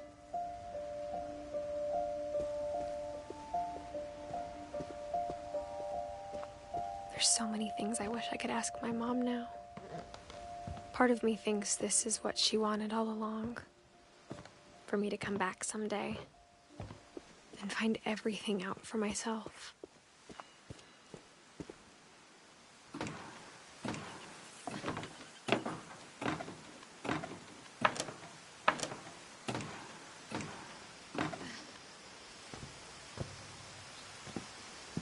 But looking back on it now, if she told me there was going to be so much climbing, I never would have come when I was 22 weeks pregnant.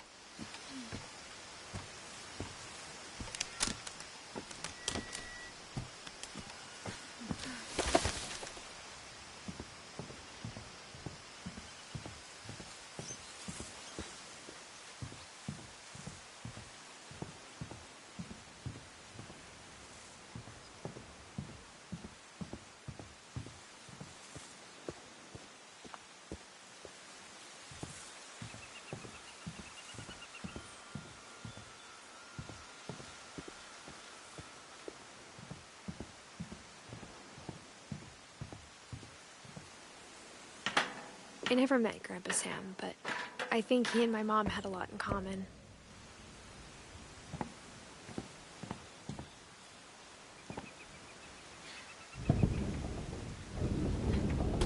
They were both pretty intense.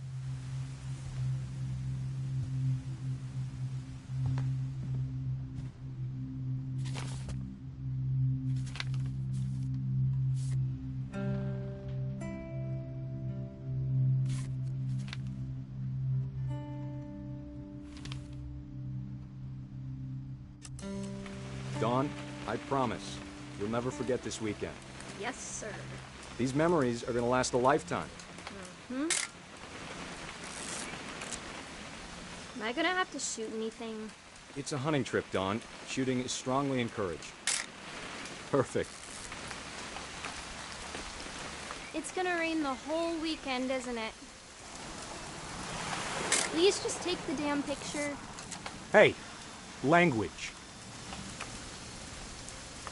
I will never forget this weekend, Dad. That's the... Okay, got it. I'm gonna take some pictures, okay? Just be careful. That camera's older than you are.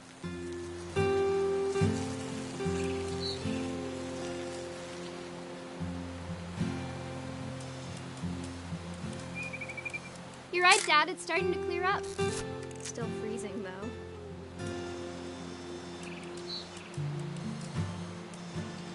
Definitely should not have drunk all that coffee. Hey! That's a keeper. Hold still while I take a picture of you. I'm just saying, I'm not always gonna be here, Dawn. You'll need to remember this stuff, if you want to survive. I'll be fine, Dad. You know who else thought he was gonna be fine? Some guy who died. Dawn, I'm being serious. I know, Dad. You're always serious. Doesn't being out here make you want to chill out? Well, to tell you the truth, I haven't been out here in 20 years.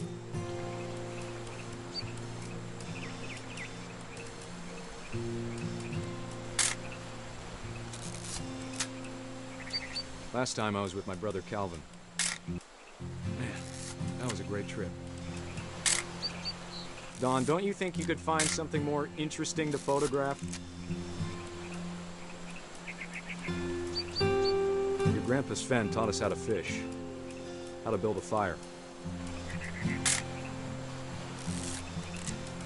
We found an old logging trail with deer everywhere. I bet if I could remember where that trail was, we'd spot a buck for you in no time. Give me a minute to check the map.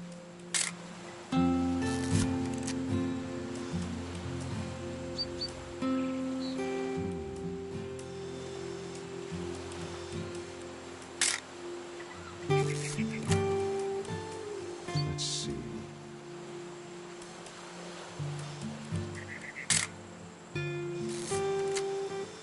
Maybe.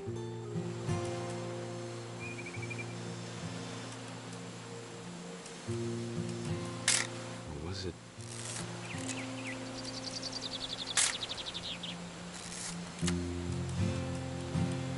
It could have been.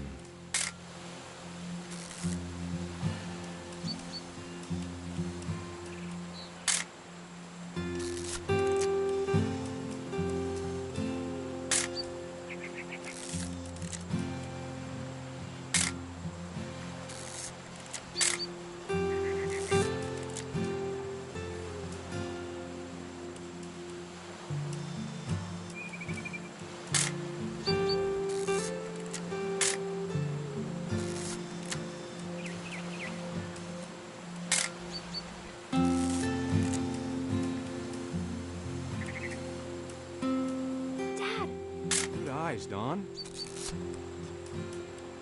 Before you take the shot, let me get a picture of you. Dad, I... Just breathe. Turn off your imagination. Let me get behind you. Do I have to do this? Dawn, you don't have to. Great shot, Dawn!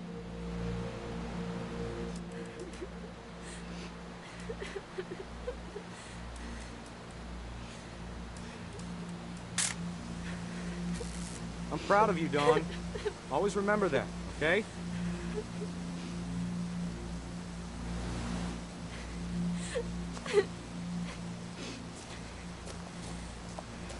Sorry, Dawn, just gotta reset the timer.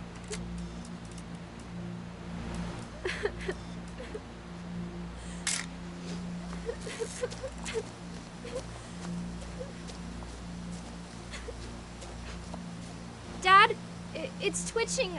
I think That's it's totally normal, Dawn. Just focus on the camera. Try not to think about— Dad!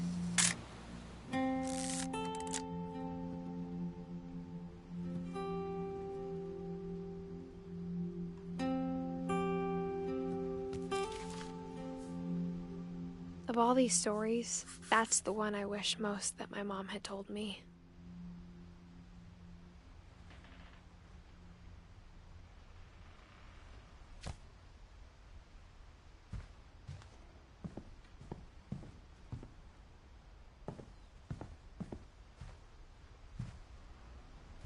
Sam spent his life shooting photos, but Mom said he got nervous being in front of the camera. I guess we're all afraid of something.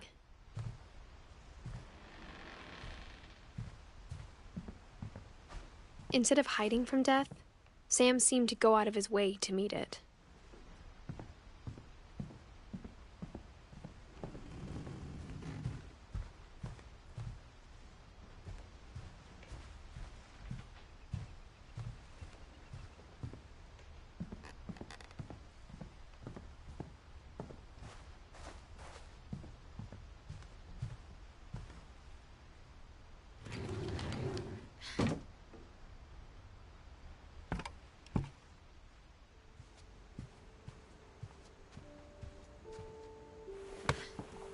After Sam died, my mom and Edie got really close. They'd both lost a lot.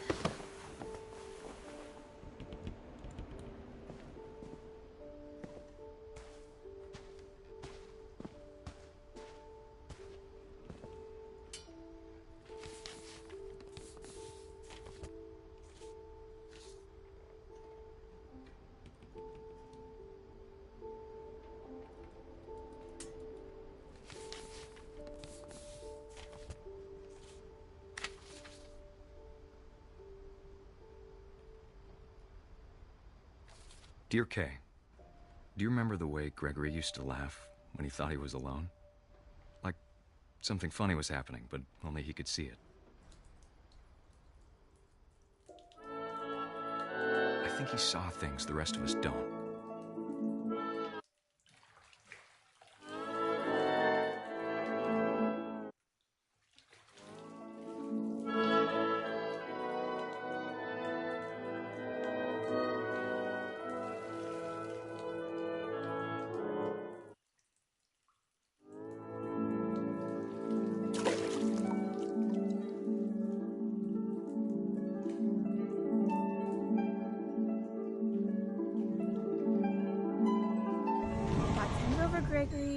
want to...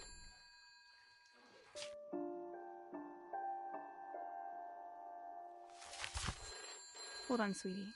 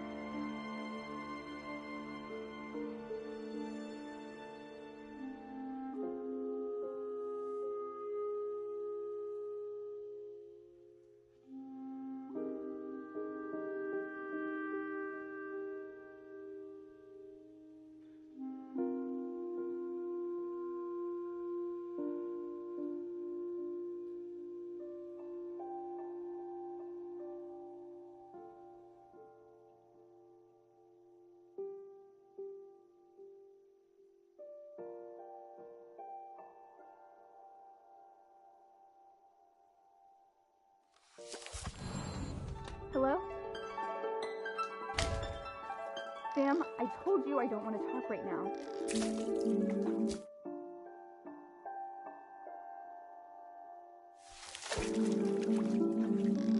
I wonder what he saw. What his world was like.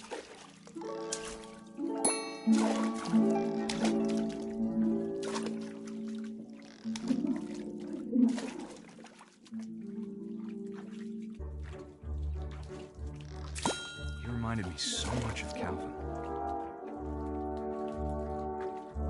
Lost in his imagination.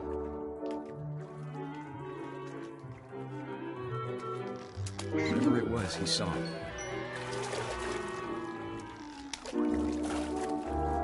It sure made him happy.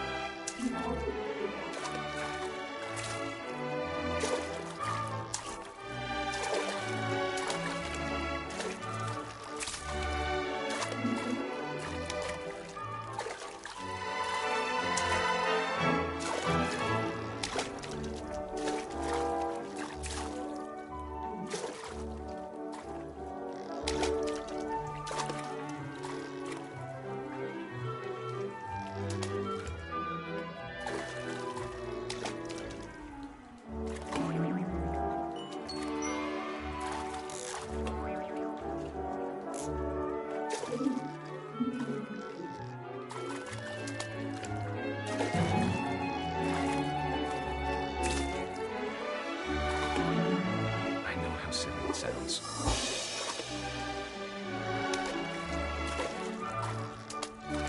But I worried about the baby being too happy. But I could feel him slipping away. Sorry about that, Gregory. I know you did everything you could. Maybe if I hadn't called that night, I wish you could have told us. About the world he saw.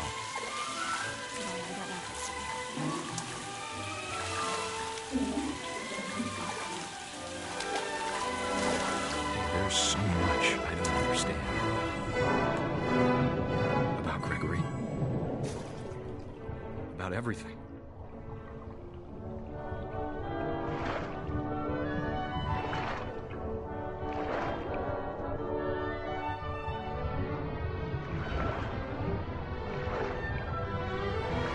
I know what happened wasn't your fault.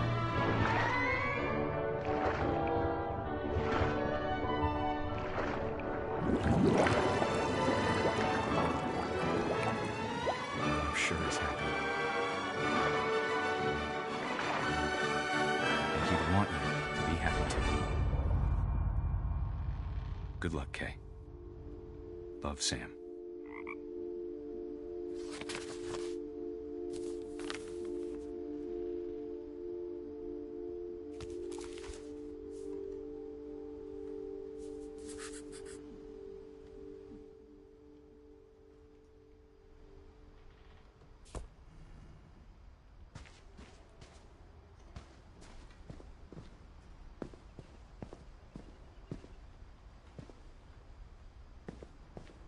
I can't imagine my mom ever writing poetry, and yet...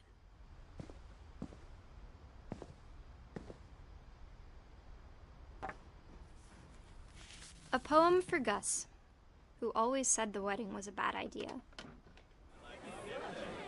Our father never hit us kids, at least not very hard, before the day my brother said with teenage disregard that he'd be dead before he'd see a wedding in our yard.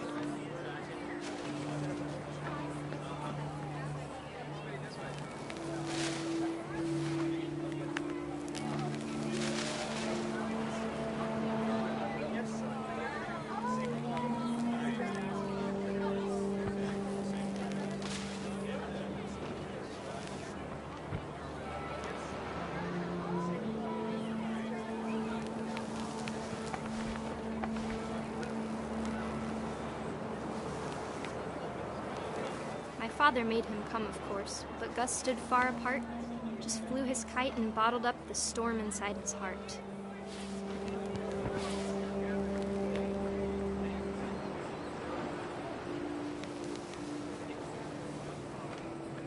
I tried to talk him out of it, but though he'd never met her, "We don't need a stepmom," were the words that I now remembered. pronounce you husband and wife. You may kiss the bride.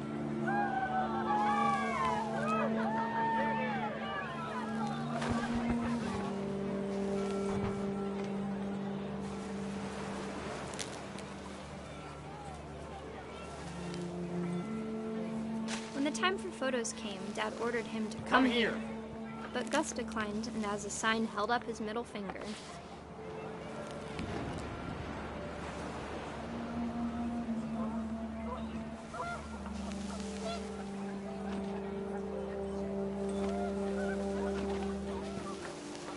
The wind picked up, and panicked geese appeared and quickly went. But all the humans did that day was go inside the tent.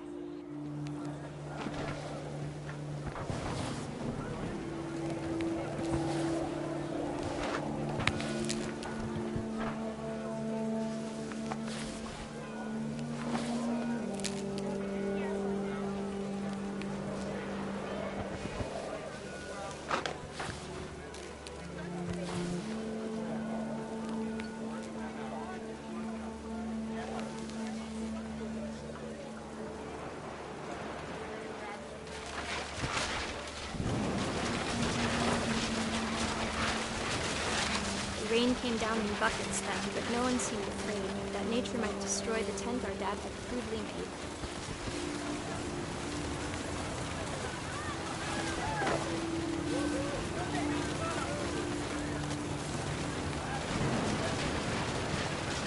The thunder sounded much too close and full of angry power.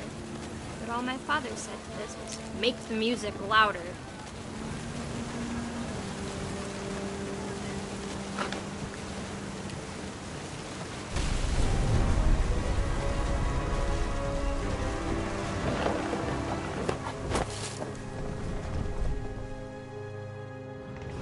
I I wish that I could truly say I thought about you on that day.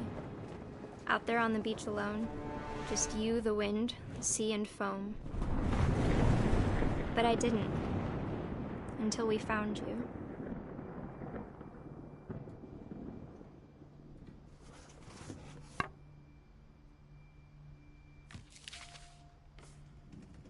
She never talked about him, but Mom told me once if I was a boy, they were going to name me Gus.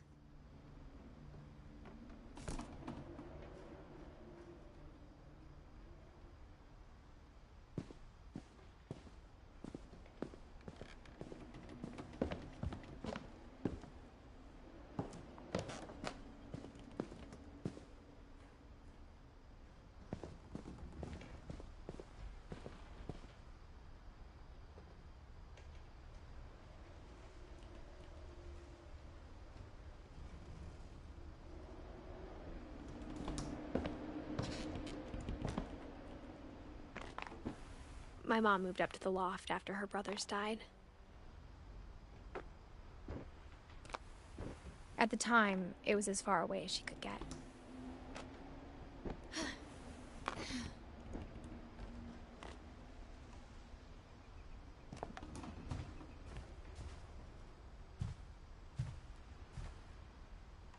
Religion was another thing my mom never talked about, but I think it helped her a lot after her dad died.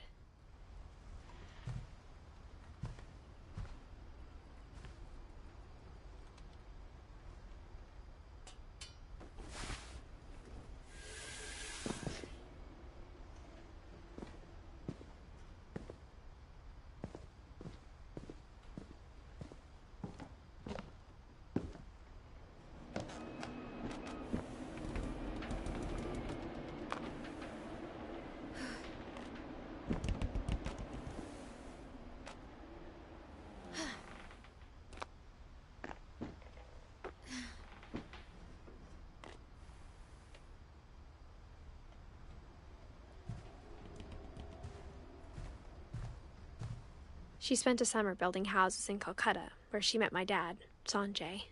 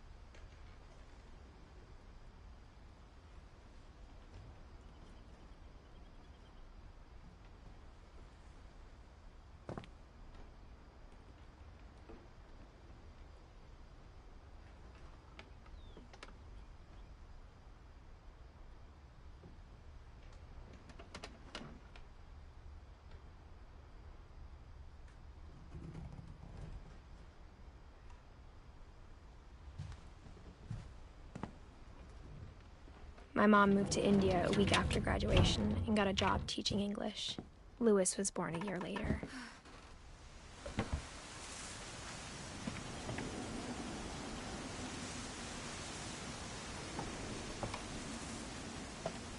When my dad died, I don't think Mom knew where else to go.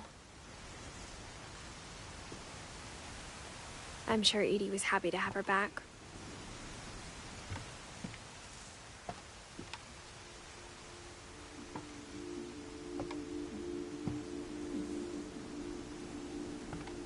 And to see kids in the house again.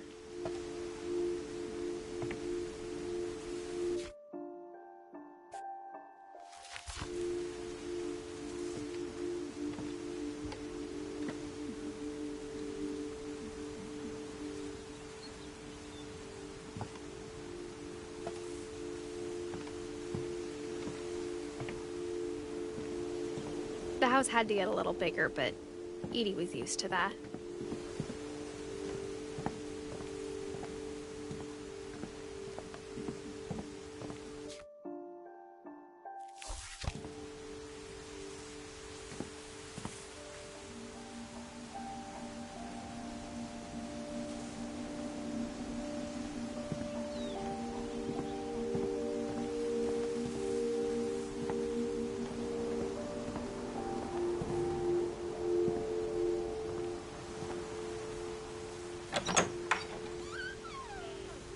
And for a while, things were good.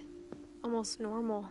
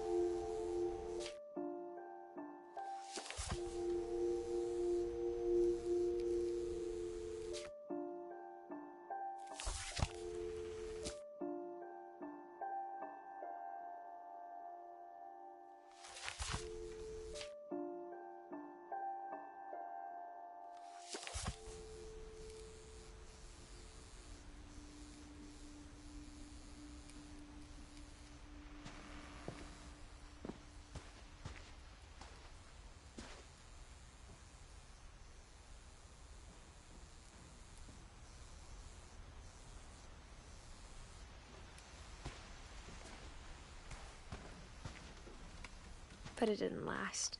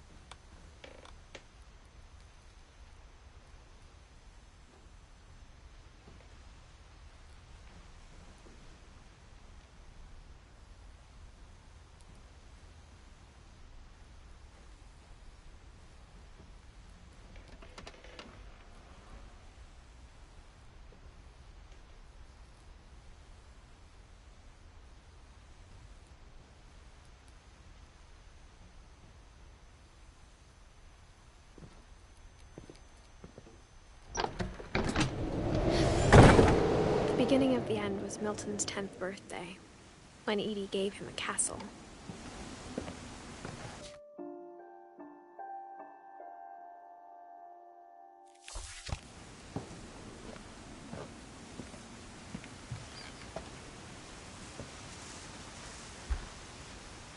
After Milton disappeared, the only thing he left behind was a room full of paintings.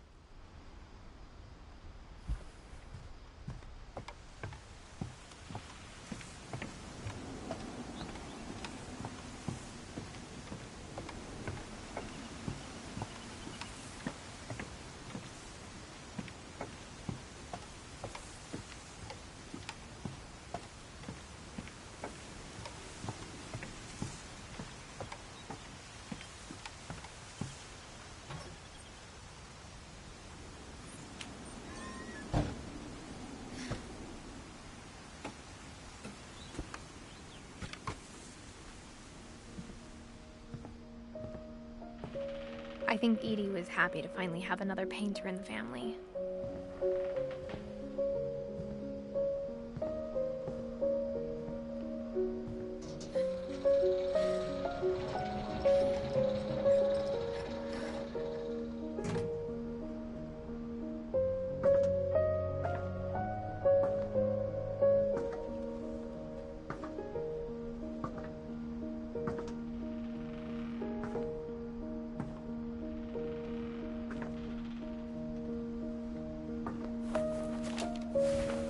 Milton Finch in The Magic Paintbrush.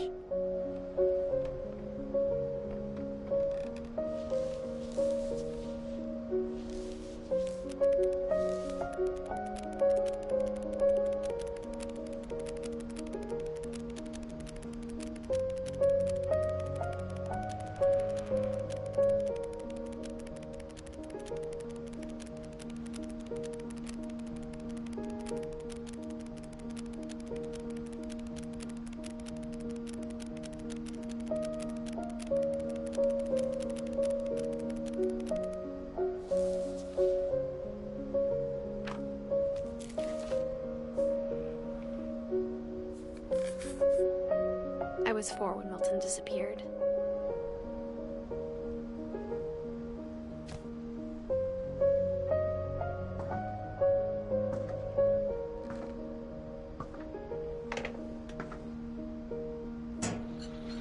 Mom spent months searching for my brother.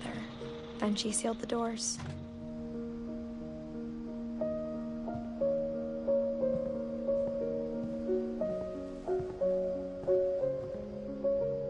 Whatever Milton had found in the house, Mom didn't want it getting out.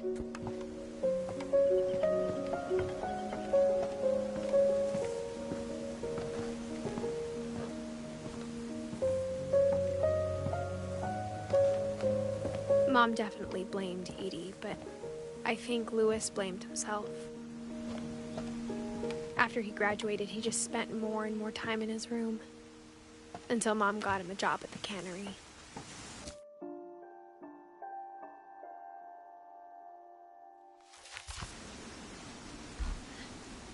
Everyone always told me to stay out of Louis's room, except Louis.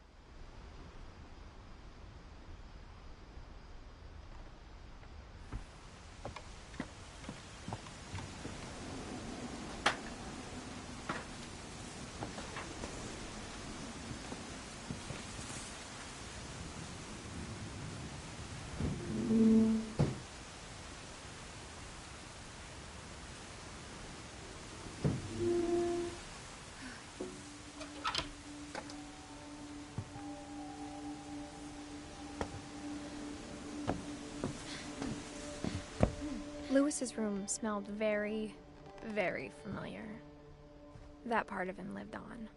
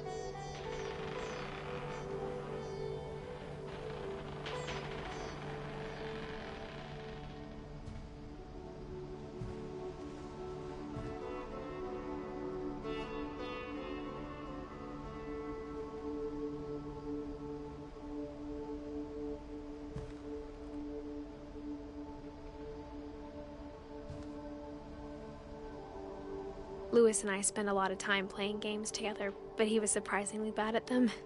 He died a lot.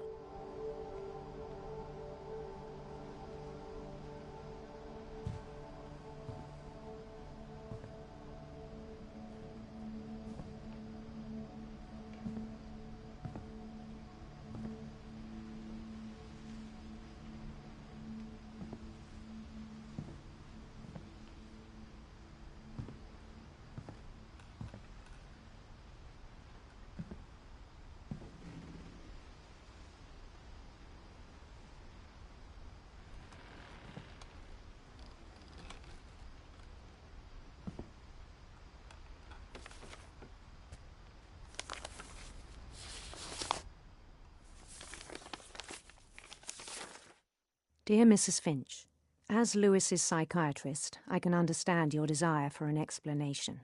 As I see it, the trouble began in January, shortly after we convinced your son to seek treatment for substance abuse.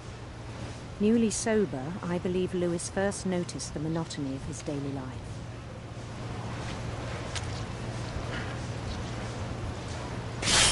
He kept working at the cannery,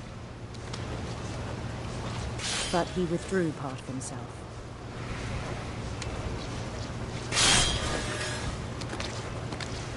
In our sessions, I saw the same behavior. His mind began to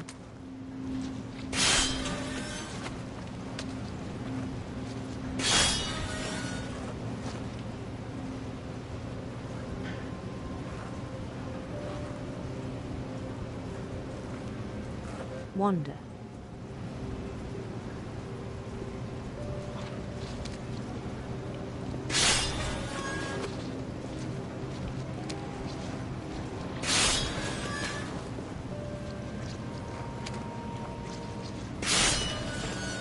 I asked him to describe it. He said he started small, imagining a labyrinth.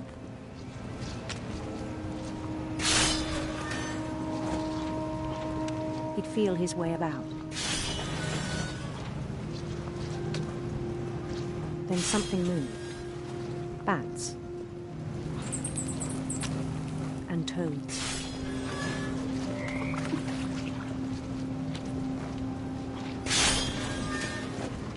And things that have not names. He knew it was all in his head. But he took it very seriously. I had hoped he'd find himself.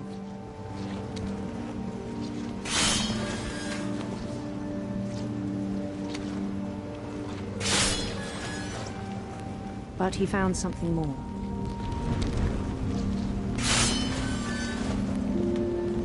I worried about him then.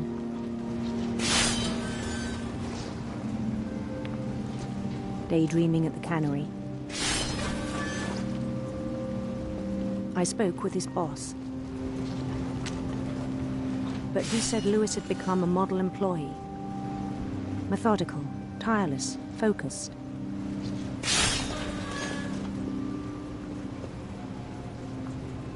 Like a whole new Lewis. So I let him go on.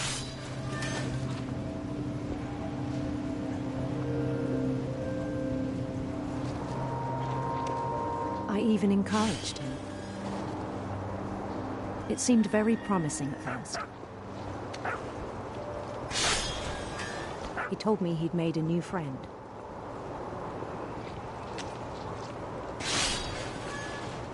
On the edge of a city he named Lewis Topia. He built the city up slowly, brick by brick. Then he made musicians.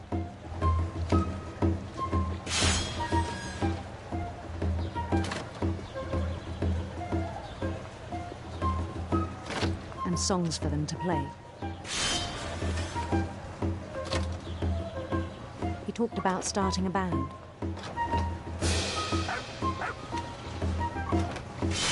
And he was always humming something. Every day his imagination grew stronger.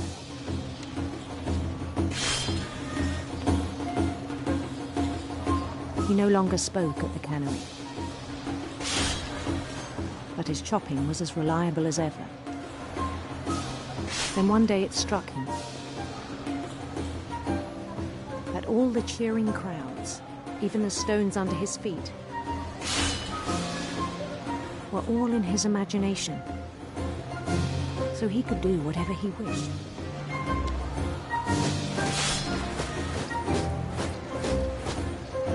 He held an election for men, and he won. They begged him to stay, but his mind was already wandering. It became a game for him.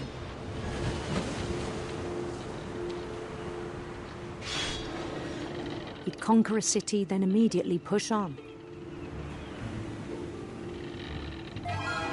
New Louisville.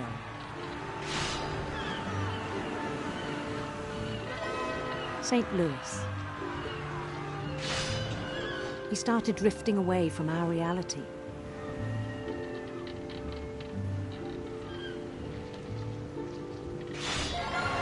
Minneapolis, until one day he forgot to go home from the cannery.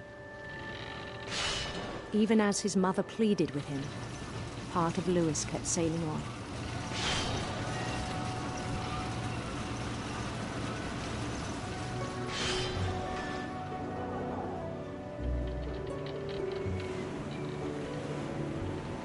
In Louisburg, he heard rumors of a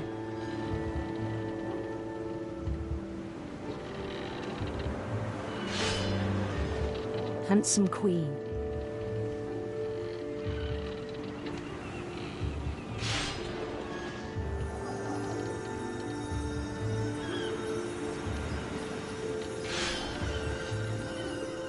The queen was on her own quest for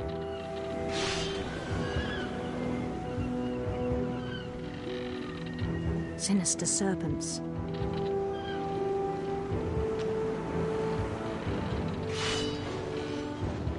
Radiant rainbows.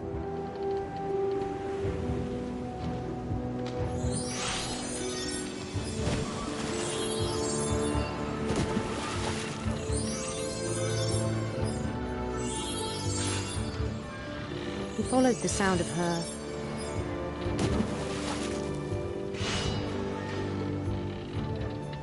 silver harp.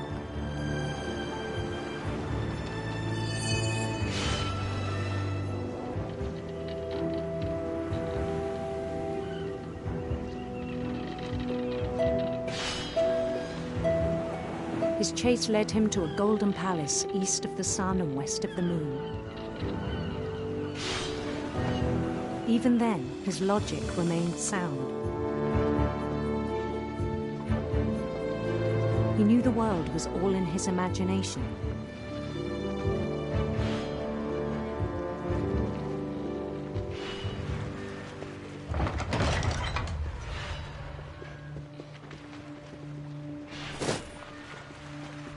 But he was so proud of having created it. In his own eyes, he'd become something greater than a king.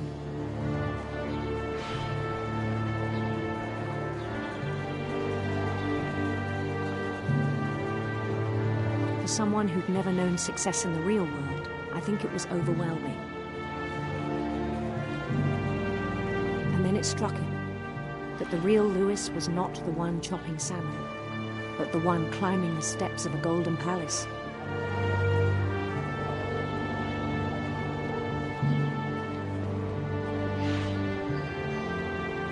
My imagination is as real as my body, he told me. It was hard to argue with him.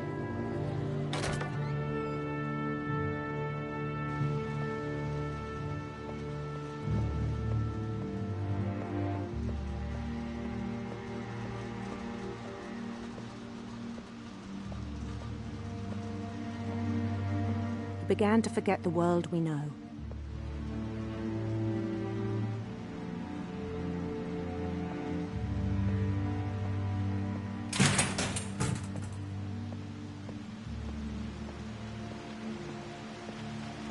I think it pained him to remember Lewis, the cannery worker.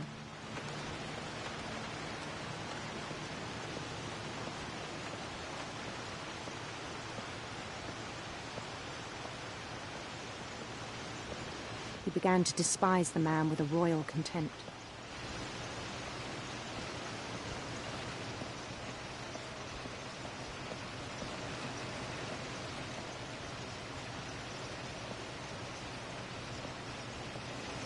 I still thought I could save him.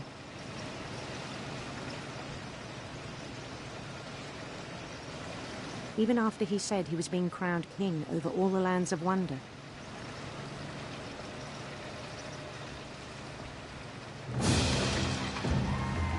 The palace would be packed with his companions.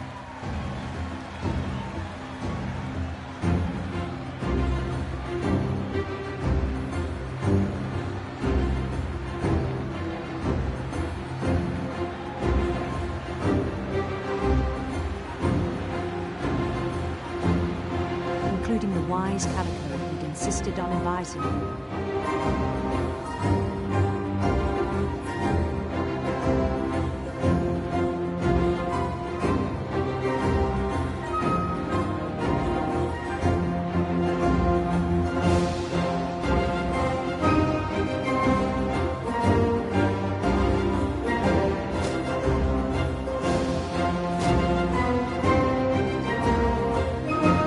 His queen waited, holding his crown.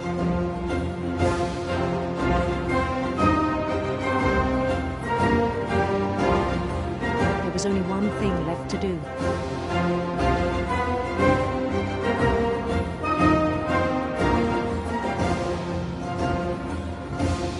Bend down his head.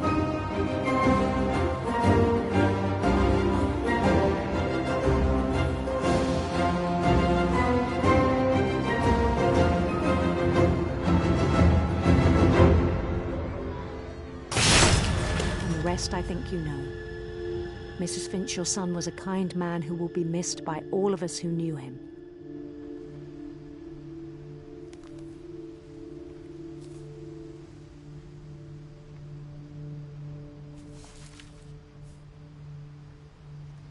My brother was really cool. I wish you could have met him.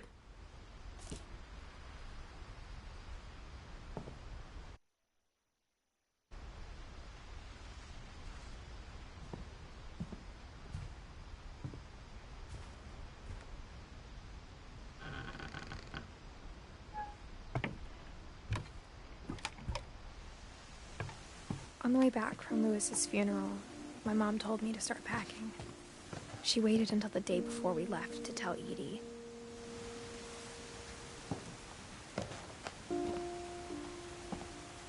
I'm not sure if she wanted to make it easier or harder.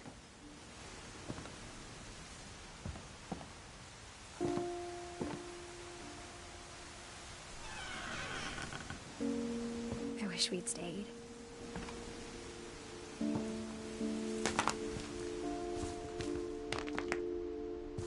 But I understand why we left.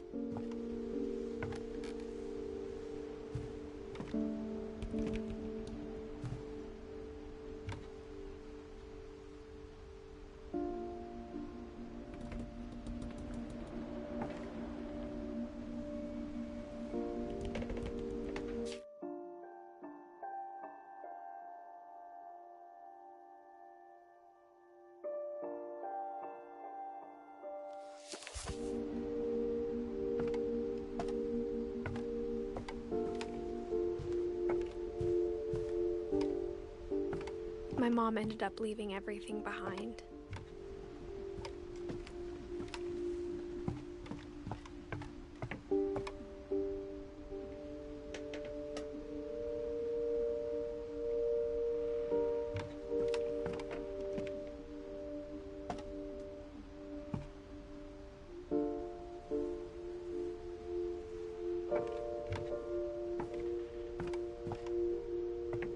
What happened that night had been coming for a long time.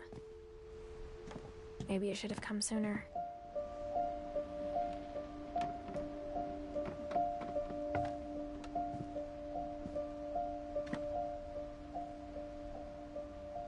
But it had to end one way or another. All that's left now is to tell you about that last night.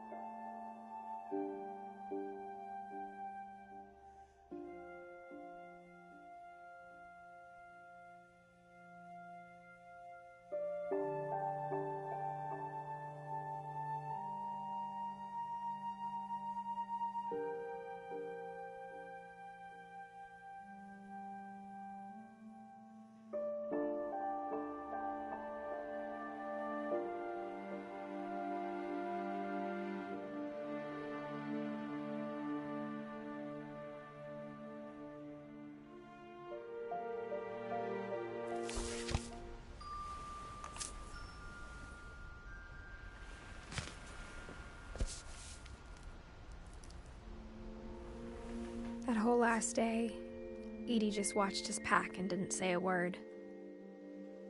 Until supper, when she raised her glass and said, "To our final night together, and all our final nights apart."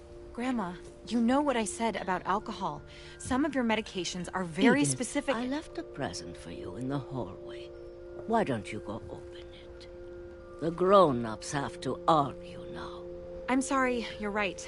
We're all leaving tomorrow. Let's just enjoy our last... I'm not leaving. Edith, you're excused.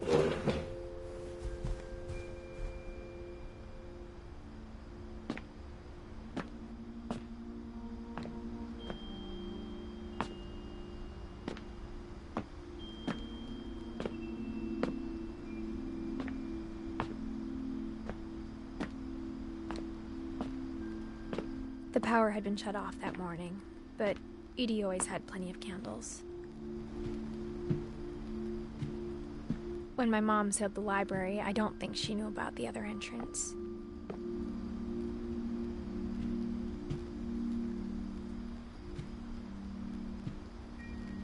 Or that Edie had a key to it.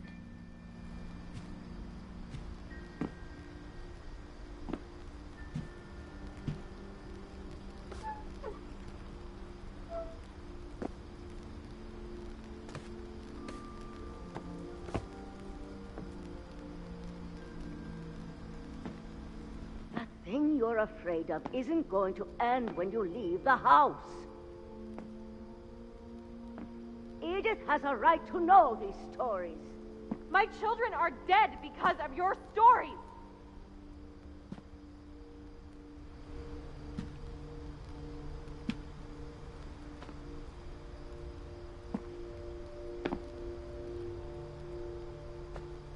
I think it's best if Edith and I leave tonight.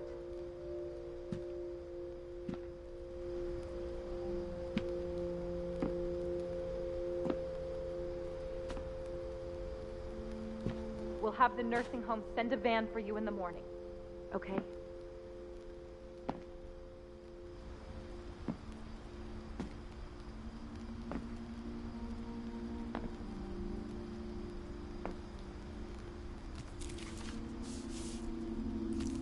Dear Edith, there's so many stories I wish I could tell you, but there's only time for one. This is about what happened on the night you were born. That night, the tide went way, way out.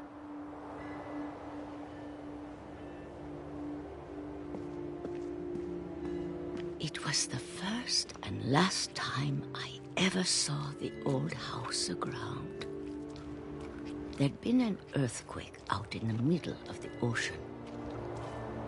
They called it the lowest tide in 1,000 years. God, it smelled awful.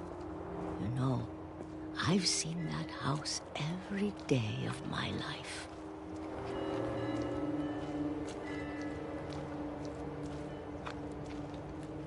I never thought I'd go back to it. When the fog rolled in, I lost my way.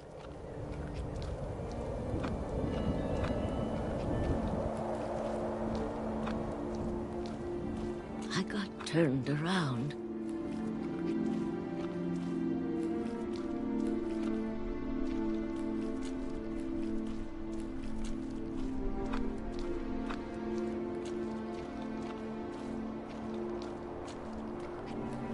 For a while, I wandered.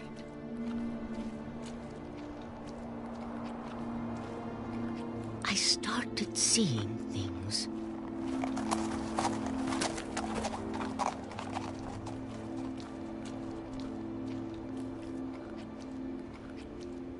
Things I'd forgotten had ever existed.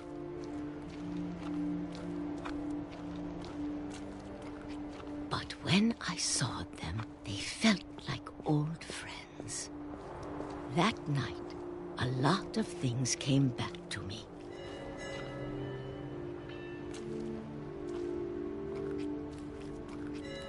Or maybe I came back to them.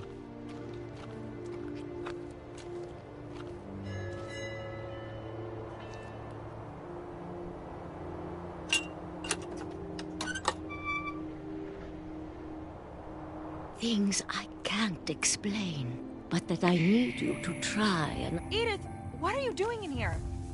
It's mine. Edith! Mom, you're gonna rip it! Let go! I kicked and screamed, but Mom dragged me to the car. I never saw Great-Grandma Edie again. The next morning, the van came to pick her up, but she was already gone. After that, we moved around a lot.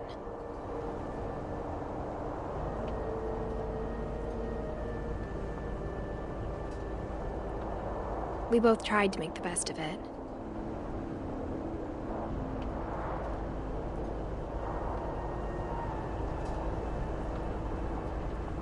A few years went by.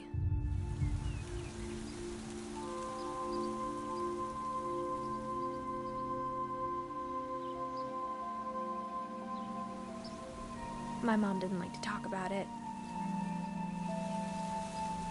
But she started getting sick a lot. The rest happened pretty quickly. She got better for a while.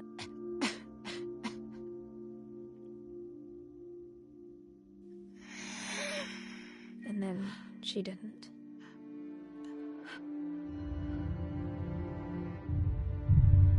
And then I was alone.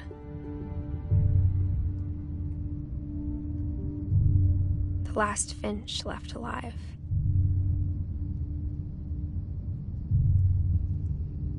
Until I found out about you. I'm still not sure what to tell you about all this. If we lived forever, maybe we'd have time to understand things. But as it is, I think the best we can do is try to open our eyes. And appreciate how strange and brief all of this is.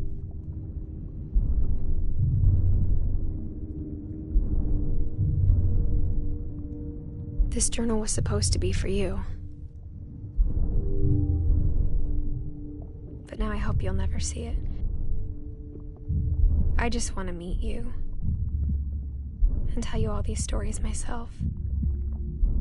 But I guess if you're reading this now, things didn't work out that way.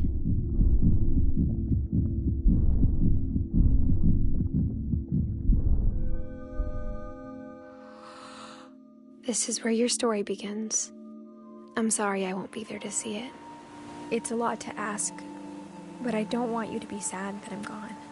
I want you to be amazed that any of us ever had a chance to be here at all. Good luck.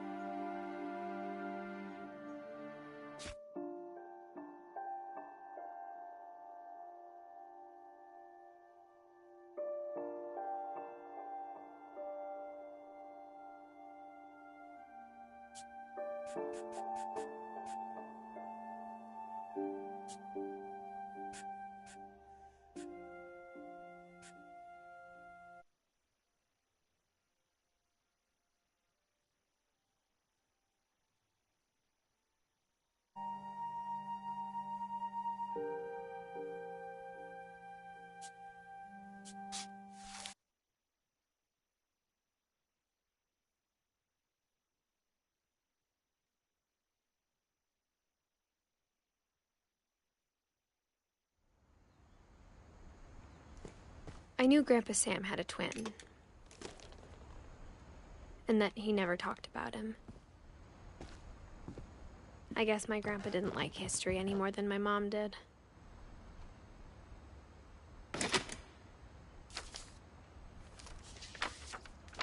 How I Want to Remember My Brother by Sam Finch. The thing I remember is that when he made up his mind, that was it. My brother said he'd die before he ate another mushroom, and he did. At Barbara's funeral, we swore we'd never be afraid again, and he wasn't. I think Calvin always wanted to fly.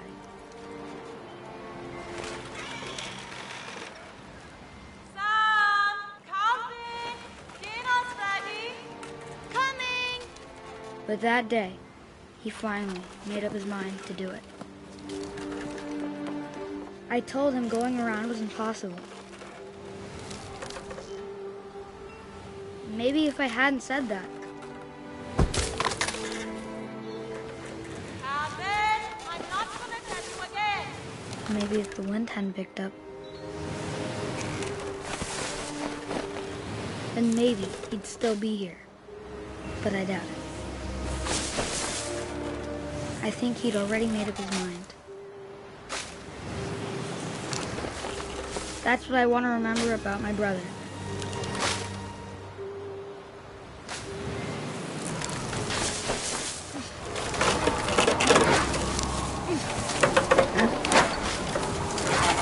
The day he made up his mind to fly. And he did.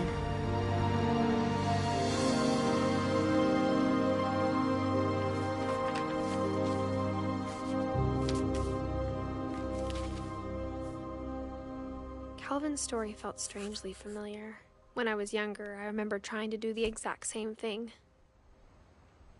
After the funeral, Edie roped off Calvin's half of the room. Mom said Grandpa Sam enlisted at 18 and never set foot in the room again.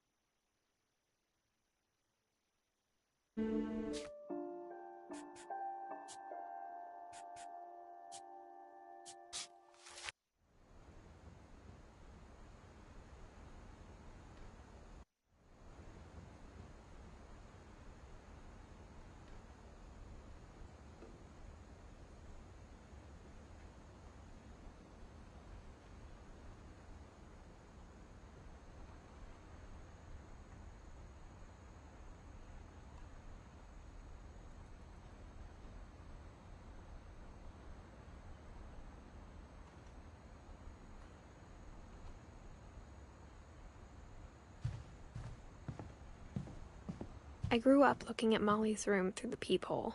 Molly's gerbil had a tiny bedroom with its own even tinier gerbil cage.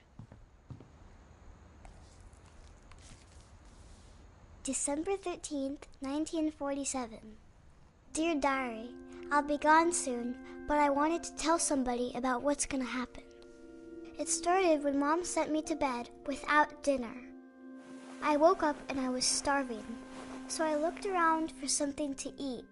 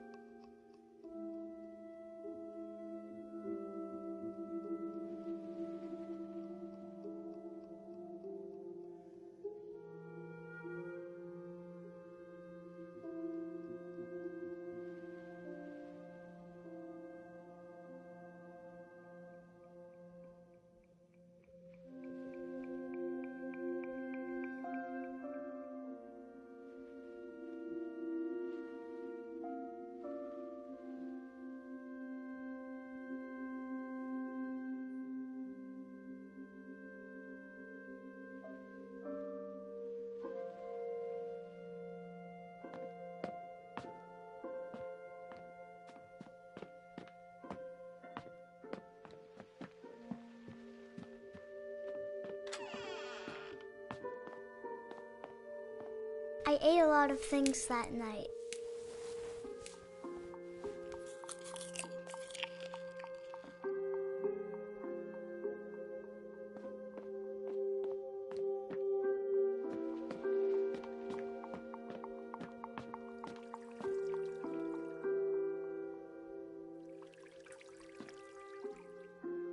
I thought about eating Christopher, but I held back.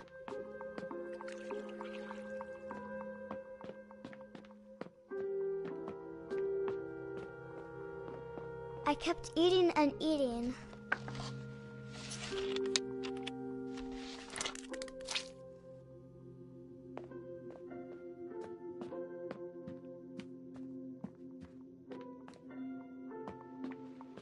The gerbil food was dry, but I didn't mind it.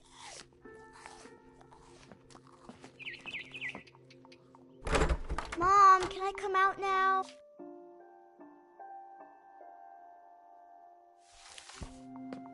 Sweetheart, it's late. Go to sleep. My Halloween candy was all gone. Then I heard chirping outside my window.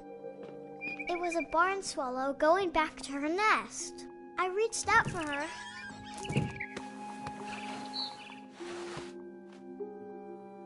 And suddenly, I was a cat. I tried to be quiet, but the bird was really scared.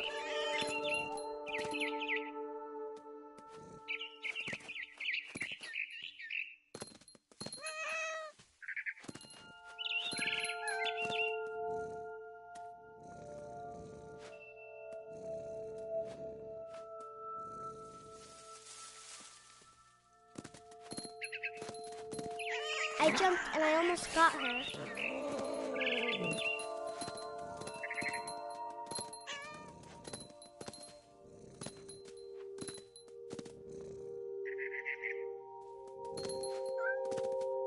Now I was up in the big tree. I promised Dad I wouldn't climb it anymore. All I cared about was eating that mama bird. I gobbled her up. And suddenly, it was the wind. Then I heard little teeth nibbling in the grass.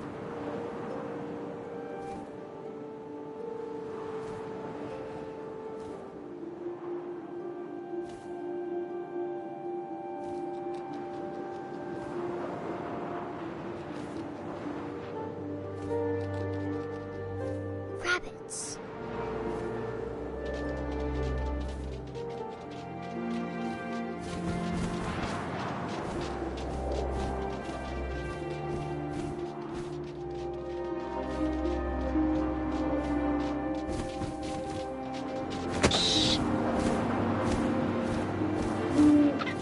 I imagined his face looking up and seeing mine through my talons.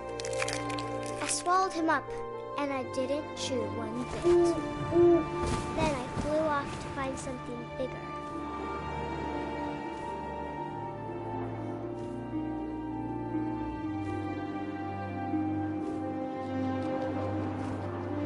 A mama rabbit.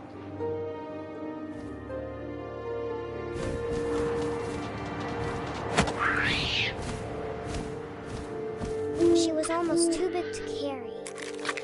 I started choking, but I couldn't stop eating. And suddenly, I was a shark.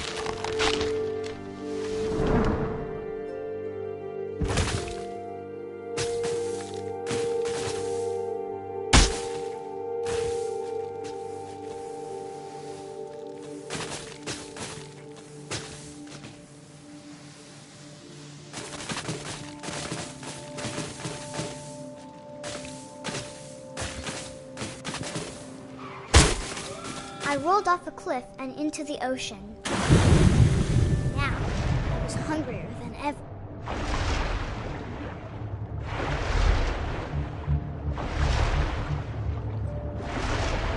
I wanted fat, juicy seals.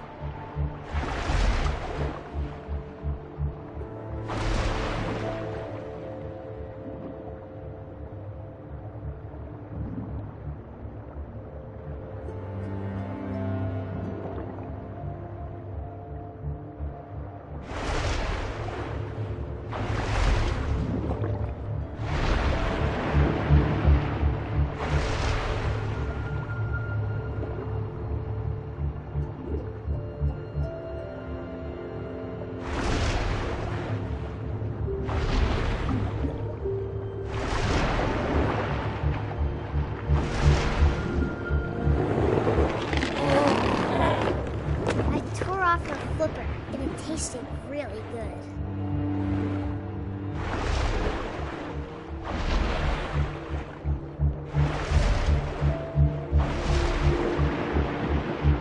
I grabbed on tight. But I was so hungry, I jumped out of the water. When I opened my eyes, everything had changed.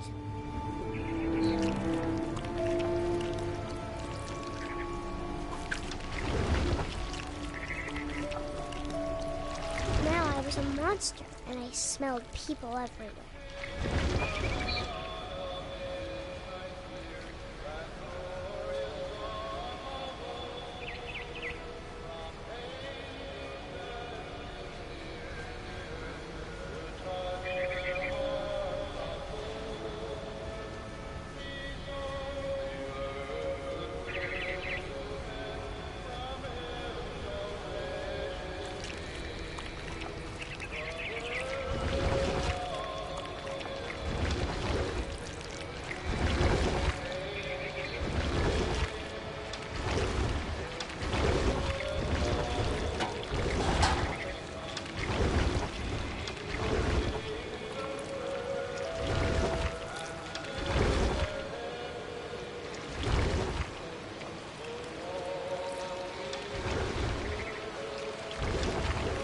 was big, but I moved real quiet.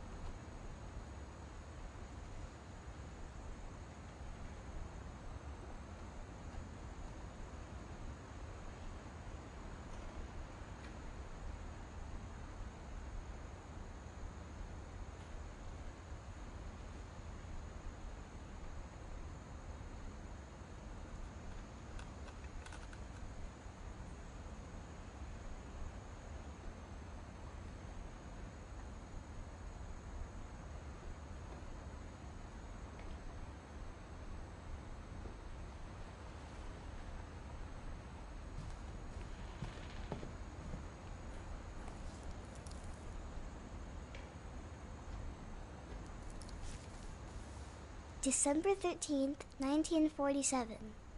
Dear Diary, I'll be gone soon, but I wanted to tell somebody about what's gonna happen.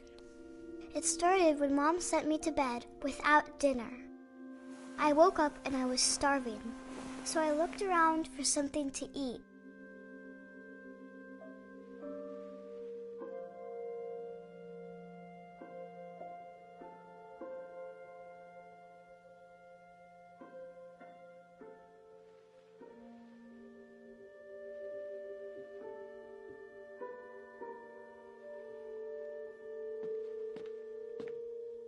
The gerbil food was dry, but I didn't mind it.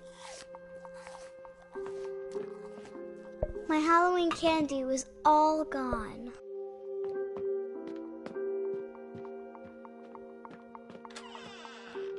I kept eating and eating.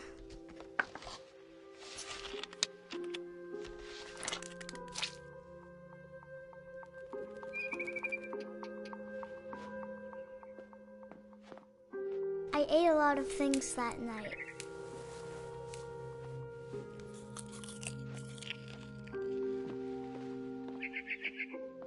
Then I heard chirping outside my window. It was a barn swallow going back to her nest. I reached out for her.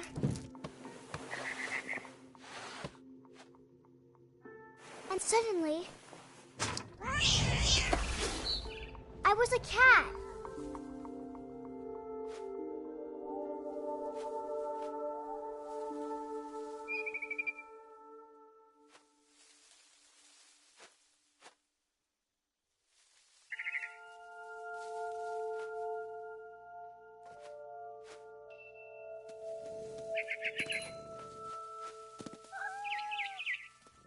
I tried to be quiet, but the bird was really scared.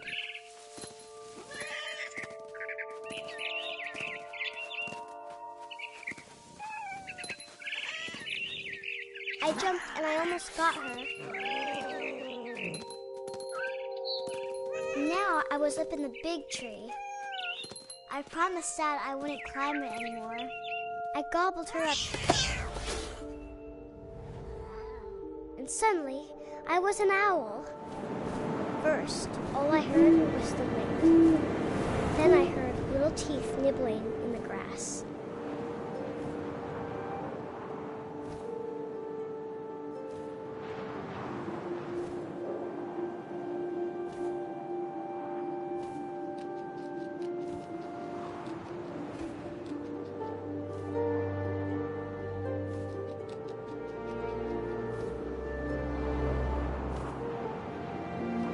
Rabbits.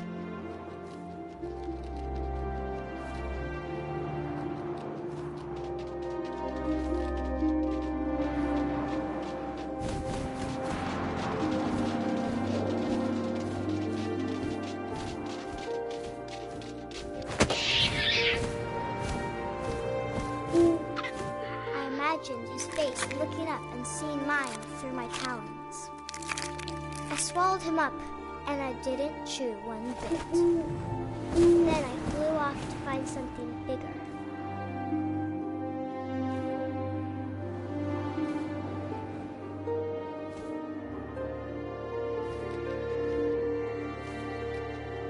A mama rabbit.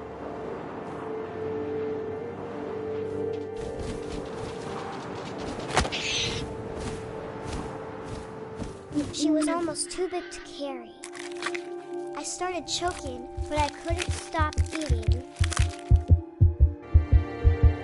And suddenly, I was a shark.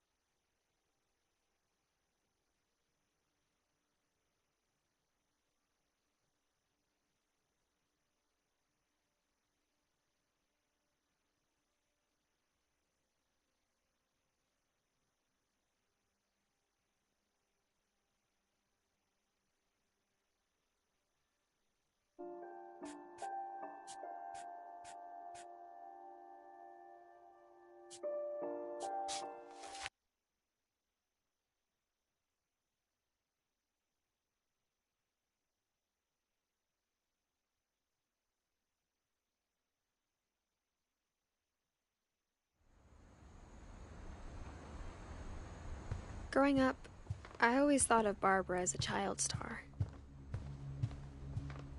I never thought about how hard it must have been for her. Of all the stories people wrote about Barbara's death, I'm surprised Edie saved this one.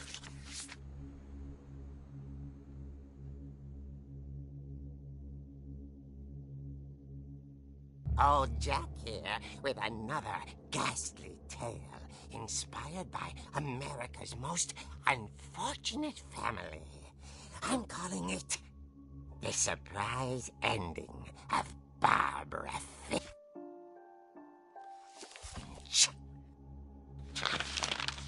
As a child star, Barbara was famous for her scream. Now at 16, she was all washed up, a has-been. But in a lucky break, she'd been asked to perform her signature scream at a local convention for monster movie fans. It was just the boost her career needed. Unfortunately, her scream hadn't aged well. Getting better. I think you just need the right motivation. Her biggest fan and current boyfriend, Rick, was about to demonstrate when...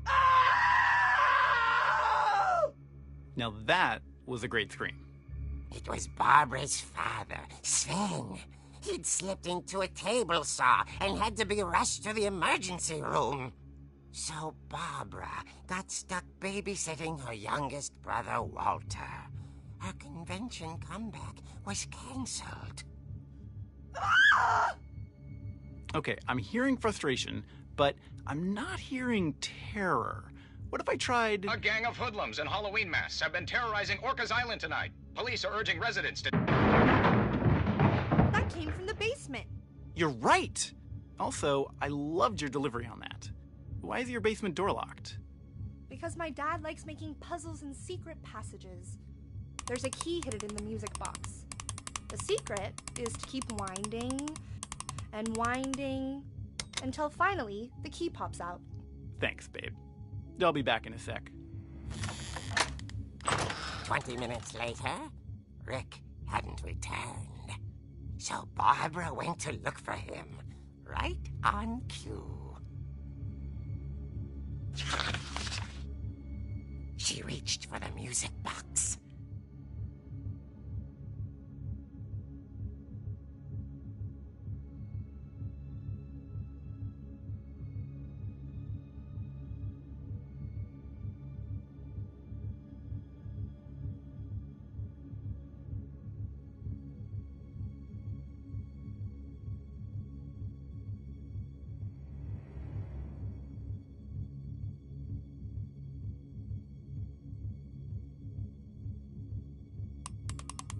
And as she wound the key, she listened for Rick, but the house was silent.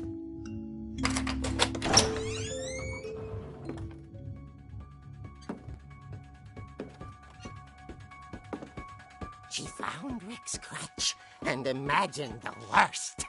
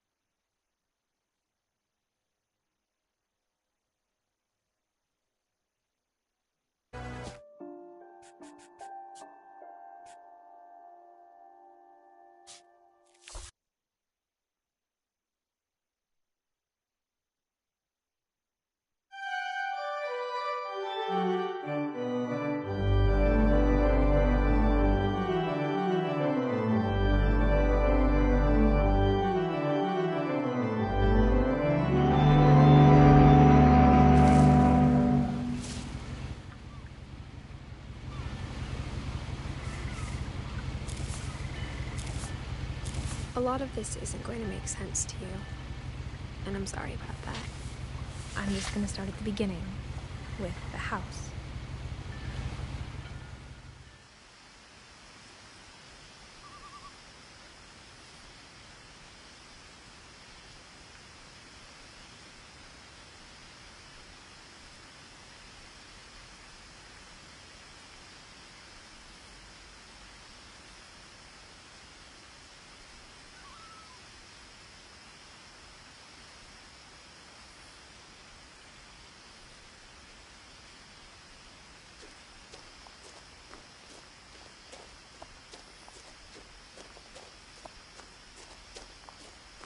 I lived here until I was 11, but I wasn't allowed inside half the rooms.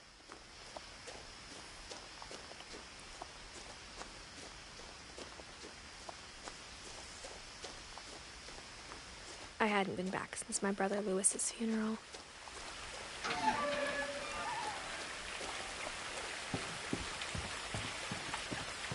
In her will, my mother left me a key, but didn't tell me what it unlocked. Maybe she thought I'd know. Or she thought that the mystery would be enough to bring me back.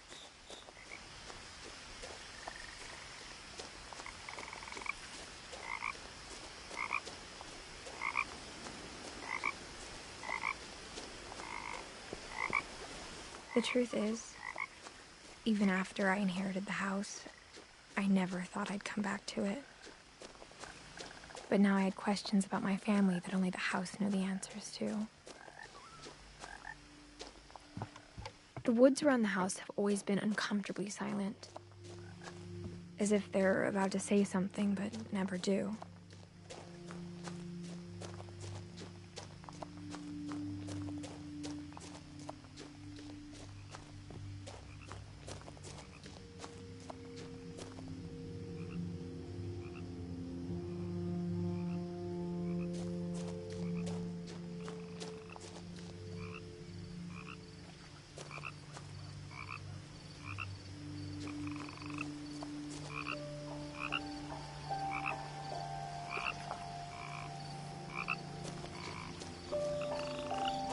The house was exactly like I remembered it, the way I'd been dreaming about it. As a child, the house made me uncomfortable in a way I couldn't put into words. Now, as a 17-year-old, I knew exactly what those words were. I was afraid of the house.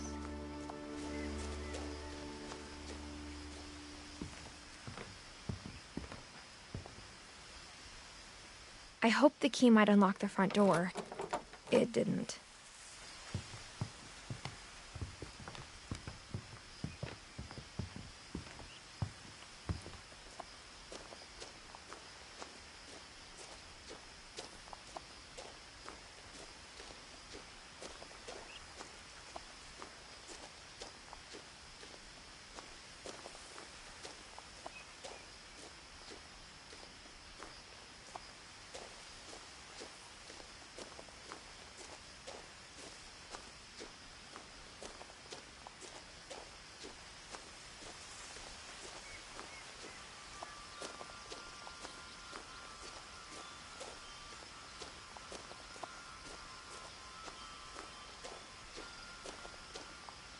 The house felt like it had always been here. Even the swing set was older than my mother.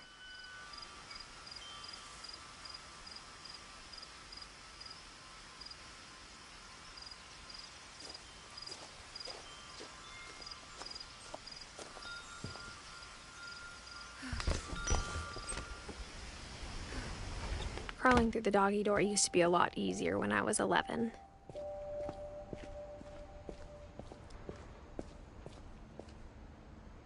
The power had been turned off the night we left.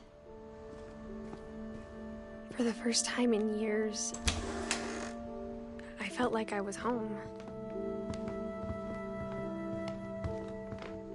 Nothing in the house looked abnormal. There was just too much of it, like a smile with too many teeth. Edie told me once that every Finch who ever lived is buried somewhere in the library.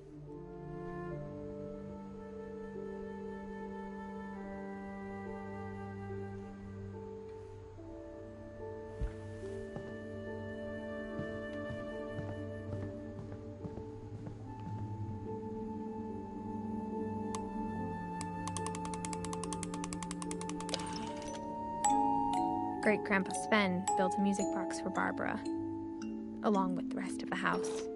Mom always told me to stay out of the basement, so I wasn't too surprised when the key didn't fit.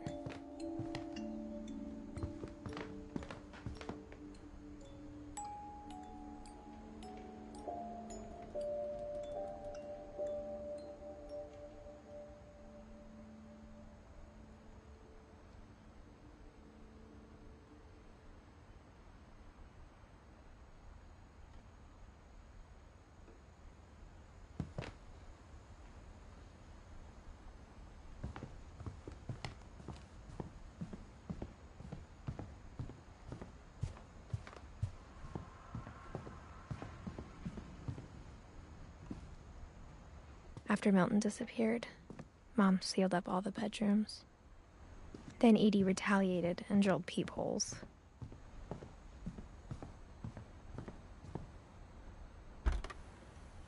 Barbara was a child star for 2 years, until America grew out of it.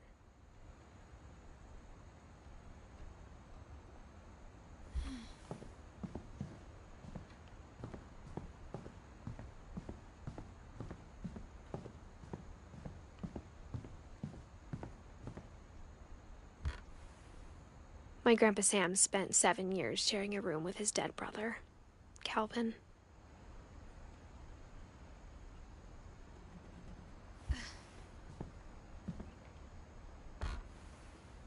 As a kid, I just assumed every house had peepholes and sealed rooms you weren't allowed inside of.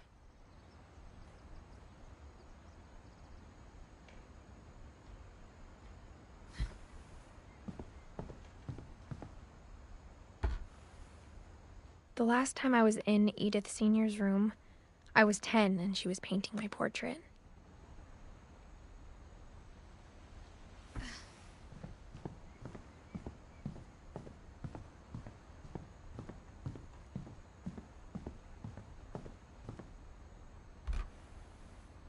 Molly always seemed like a girl I could imagine being friends with, if she hadn't died in 1947.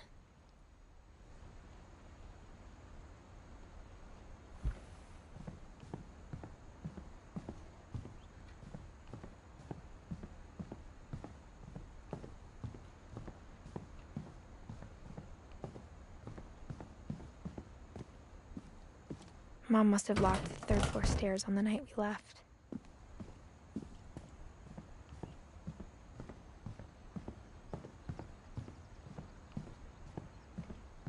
I spent a lot of time playing in Great Uncle Walter's room.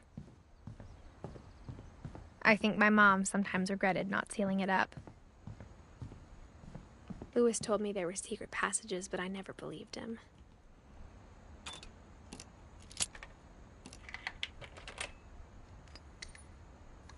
Turns out, my mom was really good at keeping secrets.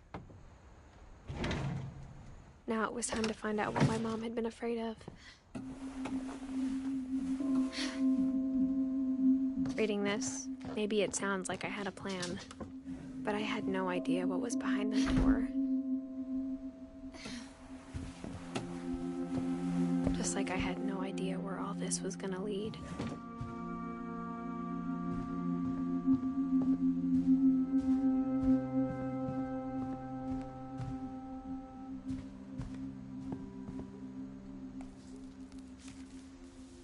December 13th, 1947.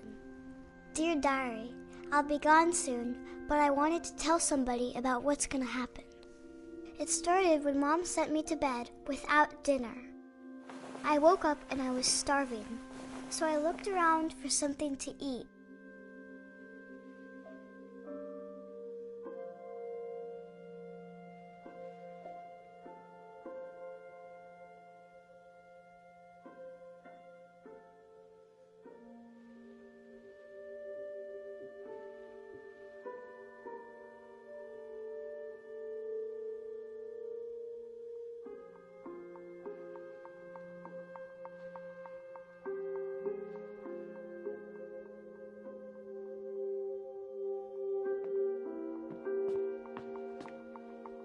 The gerbil food was dry, but I didn't mind it.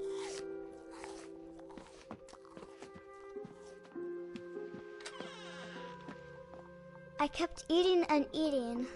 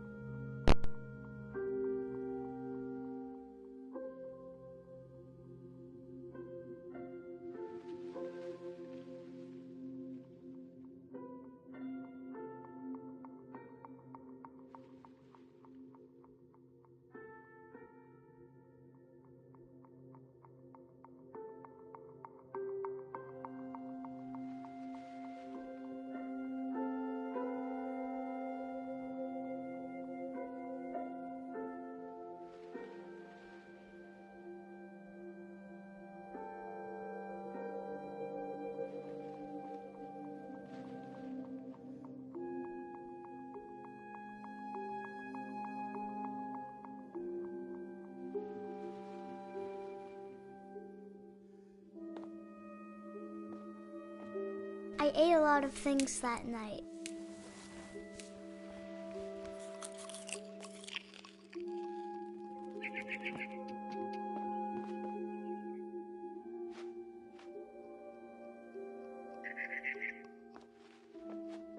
Then I heard chirping outside my window. It was a barn swallow going back to her nest. I reached out for her.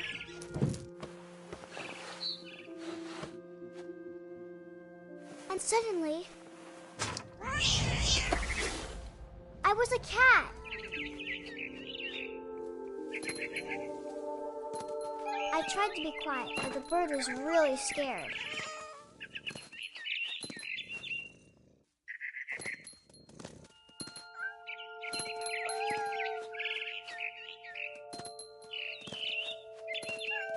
I jumped and I almost got her.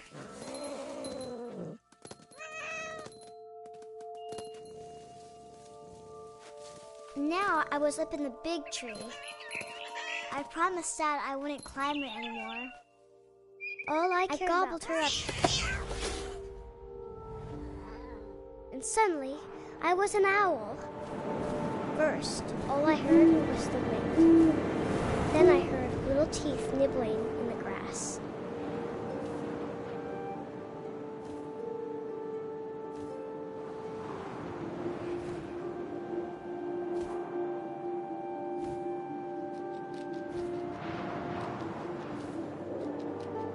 Rabbits.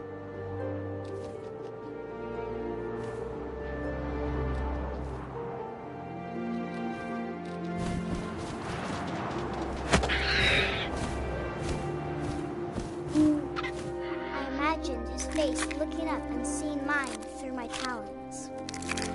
I swallowed him up, and I didn't chew one bit.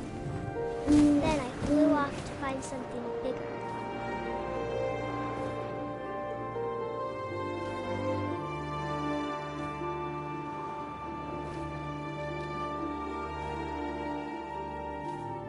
A mama rabbit.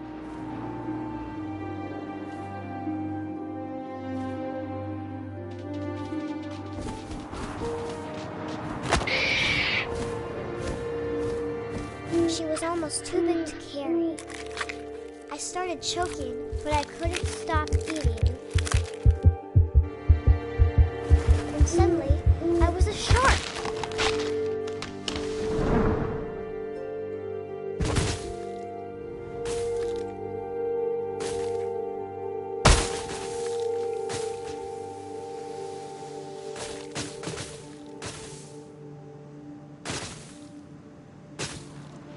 I rolled off a cliff and into the ocean. Now, I was hungrier than ever.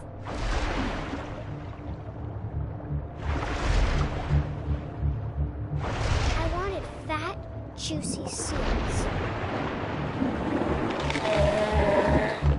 I tore off her flipper, and it tasted really good.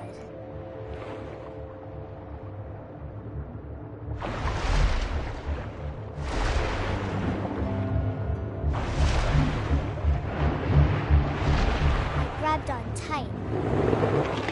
But I was so hungry, I jumped out of the water. When I opened my eyes, everything had changed.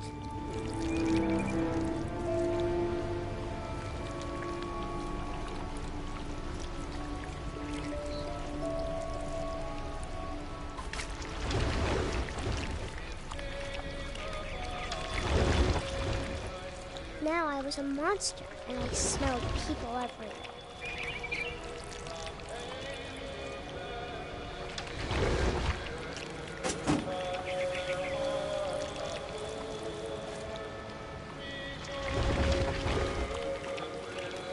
I was big, but I moved real quiet.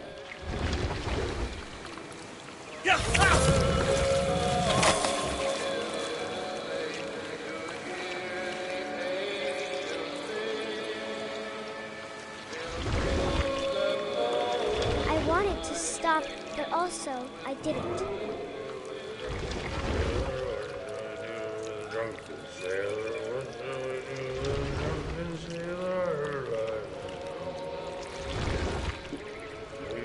Belly